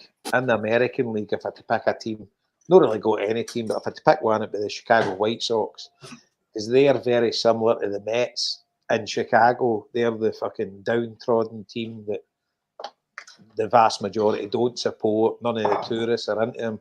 Just like if everybody goes to New York, they go and see the Yankees, they all wear Yankees hats. If you go to Chicago, it's all the Cubs, this. So we're going in the Wednesday night to see the Cubs against the Brewers. That's the only game they're at home and we're there. So to tick off Wrigley Field. The Thursday we'll just do touristy stuff, go and see them. We've got a meal booked tonight. And the Chicago boys, they've put on 2 nights as well, the Thursday night and the Friday night, and 2 different Irish boozers. They've got bands on and that for all the Celtic fans that are there, so that should be good. Linda's just come in, she's going, oh, I can't fucking wait. It is great crack, though. It is fucking great. It's great crack. But the Friday, I'm buzzing about the Chicago White Sox at the minute are the worst team in baseball. They're stone bottom of the American League. Absolute fucking dog meat, right? So we're going to go and see the Chicago White Sox on the Friday night. It's their 90s night. They're playing the Seattle Mariners, and it's the south side of Chicago, so that's the dodgy area. If you watch that's where Kanye shoots people. Yeah. You don't go to south side and that, but we're going to south side. So I've been on a couple of forums, and they've all gave us information. And we'll be at the south side the Friday night, cheering the White Sox on. So I'm really looking forward to it. And the guys on the forums were delighted that I said I preferred the White Sox or the Cubs. Fucking J-Bo going to Chi-Town. Chirac. Here we go. So can't wait. Looking forward to it. And then obviously the Saturday we'll leave early doors going to South Bend in for the game. Never seen Celtic America before, so looking forward to it. Can't wait. Class. I can't wait to go. 27 beaches Chicago's got. Men's hang you'll see. What's that? Men's hang you'll see. How many do you fall asleep on, Nick? 3 or 4? Probably 1 or 2. 1 or 2. London one. Can't wait to get into the Italian beef sandwiches and place looks fucking magic. You know, really looking forward to it. That's where they're filming Batman, isn't it? Chicago has been the place I've wanted to go. I've been wanting to go there and just life just always gets in the way. Never going to happen. Well, it'll happen once I get shot these stupid waves. My man and dad travel like fuck, and my ma's walking, talking Gloria Honeyford. I mean, she loves Chicago, loves it. Aye. Jason, you know the script? Any Celtic fucking daft tat, stick it in a bag. Well, they're all the clubs and all that. They're doing tailgating the Detroit, the Chicago, Philly, all them. Brilliant, man. So they says they'll all have the gear. So I'll get you one for everywhere. Get me tat, mate. Get me tat. Did I ever tell you a story? It reminded me of you, Chipper, right? My ma and dad retired, right? So when my ma retired, my dad was already retired. And my ma is very much like going, we're going to go and see the world, right? We're going to go see shit because we've got a bit of dough. We're all right. And my dad would just stay in the house or stay in West Belfast, go to the pub, right? So anyway, my dad's big into like David Attenborough shit and fucking Killer Whales. So man's going to take his cunt to fucking up to Alaska and fucking see Killer Whales, right? So as part of that, it's kind of, my ma's a good planner, got a fucking cruise and all up to Nova Scotia, right? Want to stop in Nova Scotia, get off fucking for about a day and a half, go back on the cruise ship. Right? First stop of the cruise, right? Nova Scotia, but that's walking up. Boy shits across the road. Fluff McKenna! In a big West Belfast accent, my man goes, you're fucking joking me. Turns around and he goes, Fluff McKenna. He goes, this boy on 4 Street. He fucking boys been living in Nova Scotia for fucking 40 odd years. And he's like, big man, fucking to him. And I was like, we were off the fucking ship about 7 minutes. And this cunt recognized her down the street. I was like, that is a Jason Higgins moment. I think there's a Jason Higgins moment. Anyway, Jason, I hope you have a fucking great. So when do you go and when do you come back? So basically, right, the way it worked out, there's a bit of a story here because my mate Jerry, so there's Trifle, Jerry, and one of Trifle's mates are going in the same flight as us for Dublin. So how does one become called Trifle? I was going to ask the same his name is question. Michael. Easy as that. Easy as that. So basically, a few boys that were going to go had done all the recce beforehand to find out the best way of getting there because I'd looked at flights and it was like $1,000. I'm like, fucking no paying that. And then one of my mates texts me and he says, listen, he says, there's flights for Dublin direct to Chicago, return to Dublin for 610 quid. So I was like, all right. So I looked at that and then there was Ryanair flights for 20 quid going to Dublin and then 20 quid coming back. So I was like, right, that'll do. So I'm saying to Linda, so she's like, right, a flight's leaving Dublin at the back of 11 on the Wednesday morning, 24th. But the flight leaving Edinburgh, usually they're about the back 6:30, but the flight leaving that day was at 10 to 8. So it gets you into Dublin at 9. And a lassie I work with, she used to get that flight to Dublin. It's always on point. She says it's very rarely late. She says, but the problem is that's in Terminal 1 and you need to get to Terminal 2 for the American flights. She says, it's a bit of a jaunt. And then you've got to go through US immigration at Dublin. So when you think about it, you're landing at 9, your flight's at 9:20. You need to hightail it there. And Linda was wanting to check a case in. Yeah. Fucking hell, brutal. So we're flying to Dublin the Tuesday night, got a hotel near the airport, and then we'll just get out at the airport about 8 in the morning.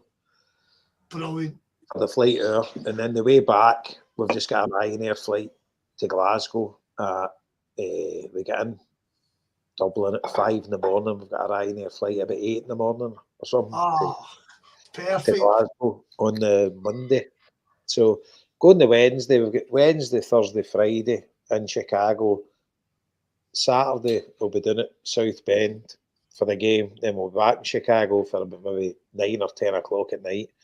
And then the next day, our flight's at like 3:30 or something to come home. So, can't wait, man. I've watched loads of YouTube videos and all that about things to do in Chicago. There's a fucking ton of stuff to do, man. I hadn't even ever looked in it. I just love New York, right? Went to New York, and then we went to Boston for a weekend when the Mets were playing there. And Boston was all right, but it was like a village compared to just New York. Just quiet, wasn't it? Like you come from New York to Boston, it was like, what the fuck has happened? I know. Somebody's turned the noise off.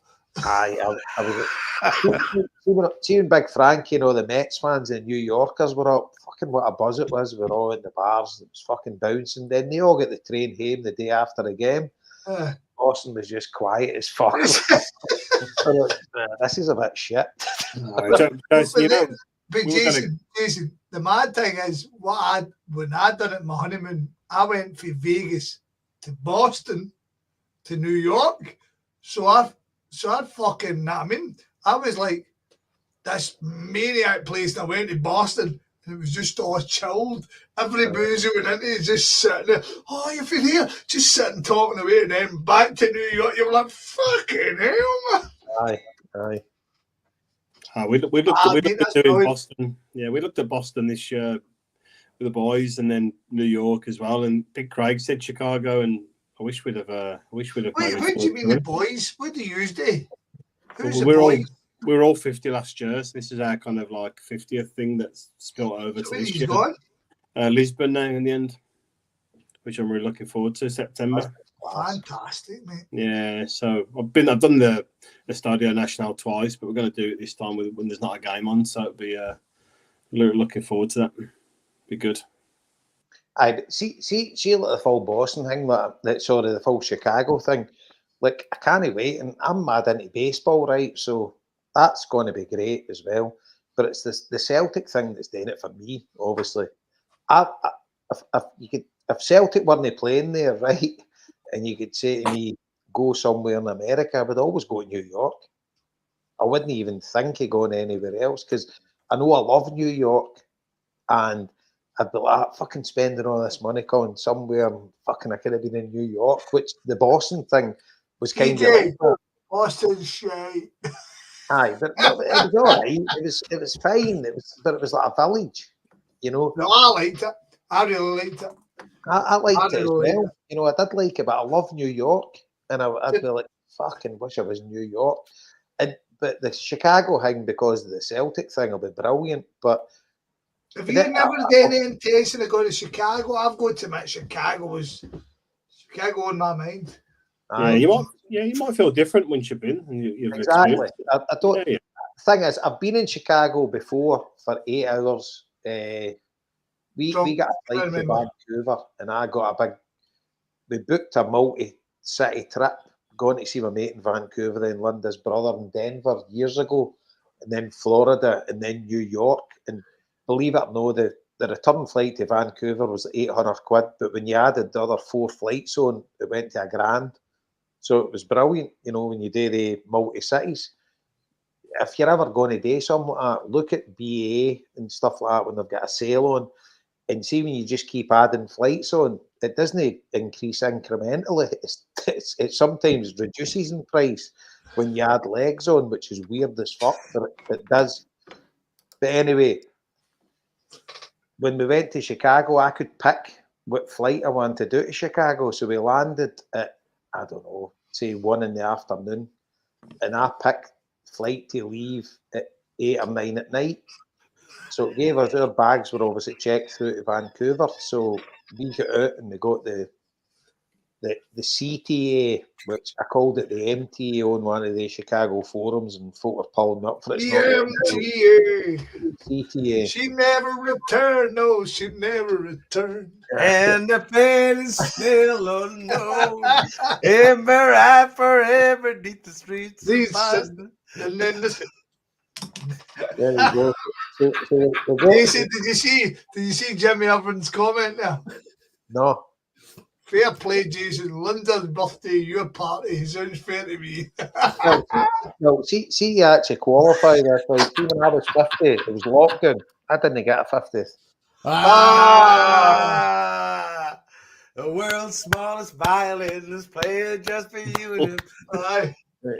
Fucking blotto every night. Jason and his Guinness party. It was a HomeBhoys party. Me and London, the kids get a train for O'Hare Airport downtown, but didn't really fucking look into doing that. Just went a wee thought about the river and stuff like that, and it was lovely. You know, one thing that stuck out to me was dead clean.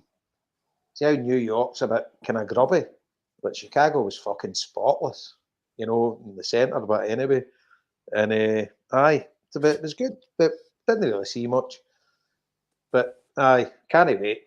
So really looking forward to it. Jimmy's clamped you to the fucking deck, mate. Oh, poor Jason.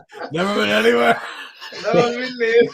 It's fucking tough being me, Jimmy. Jesus, this is what happens when there's 1,000 people online, man. Anyway, look at us, popular.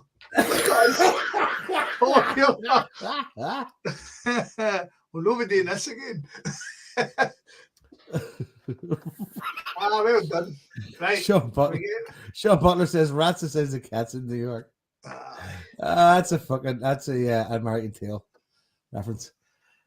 Anyway. Right, wrapping up. Wrapping up the fuck. That's what we say. Marty Flynn didn't turn up. He was hanging off a roof like Rod Hull and Carnlough. It didn't work out. So that's how he died. No, that's how he died. He was on Marty Flynn or Rod Hull? No, and he says to fucking me, what should I do? That was it, fucked.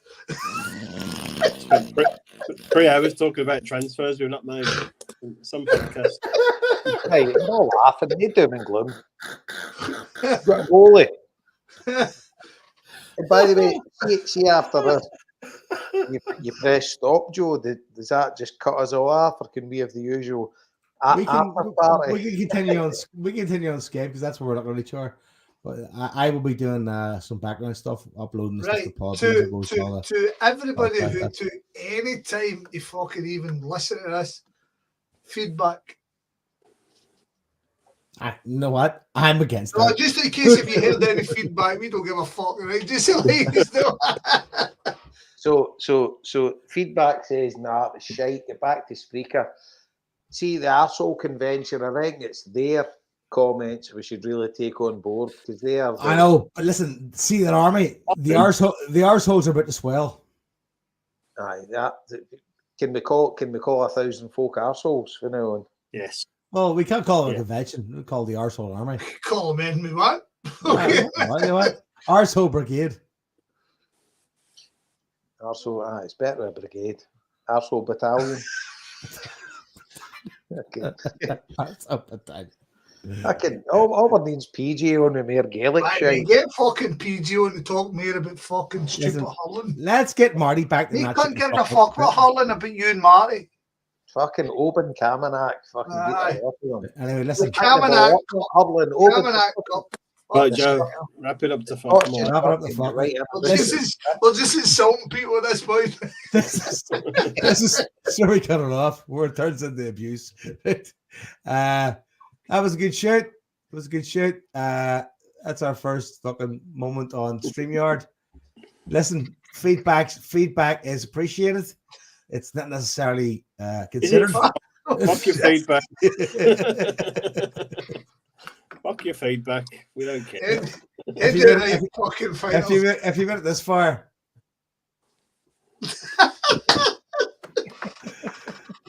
Adios, folks. Good luck. Right, Viva la España. Play out with that. Come on. That's all All right. it is. Can't do it. No pasarán.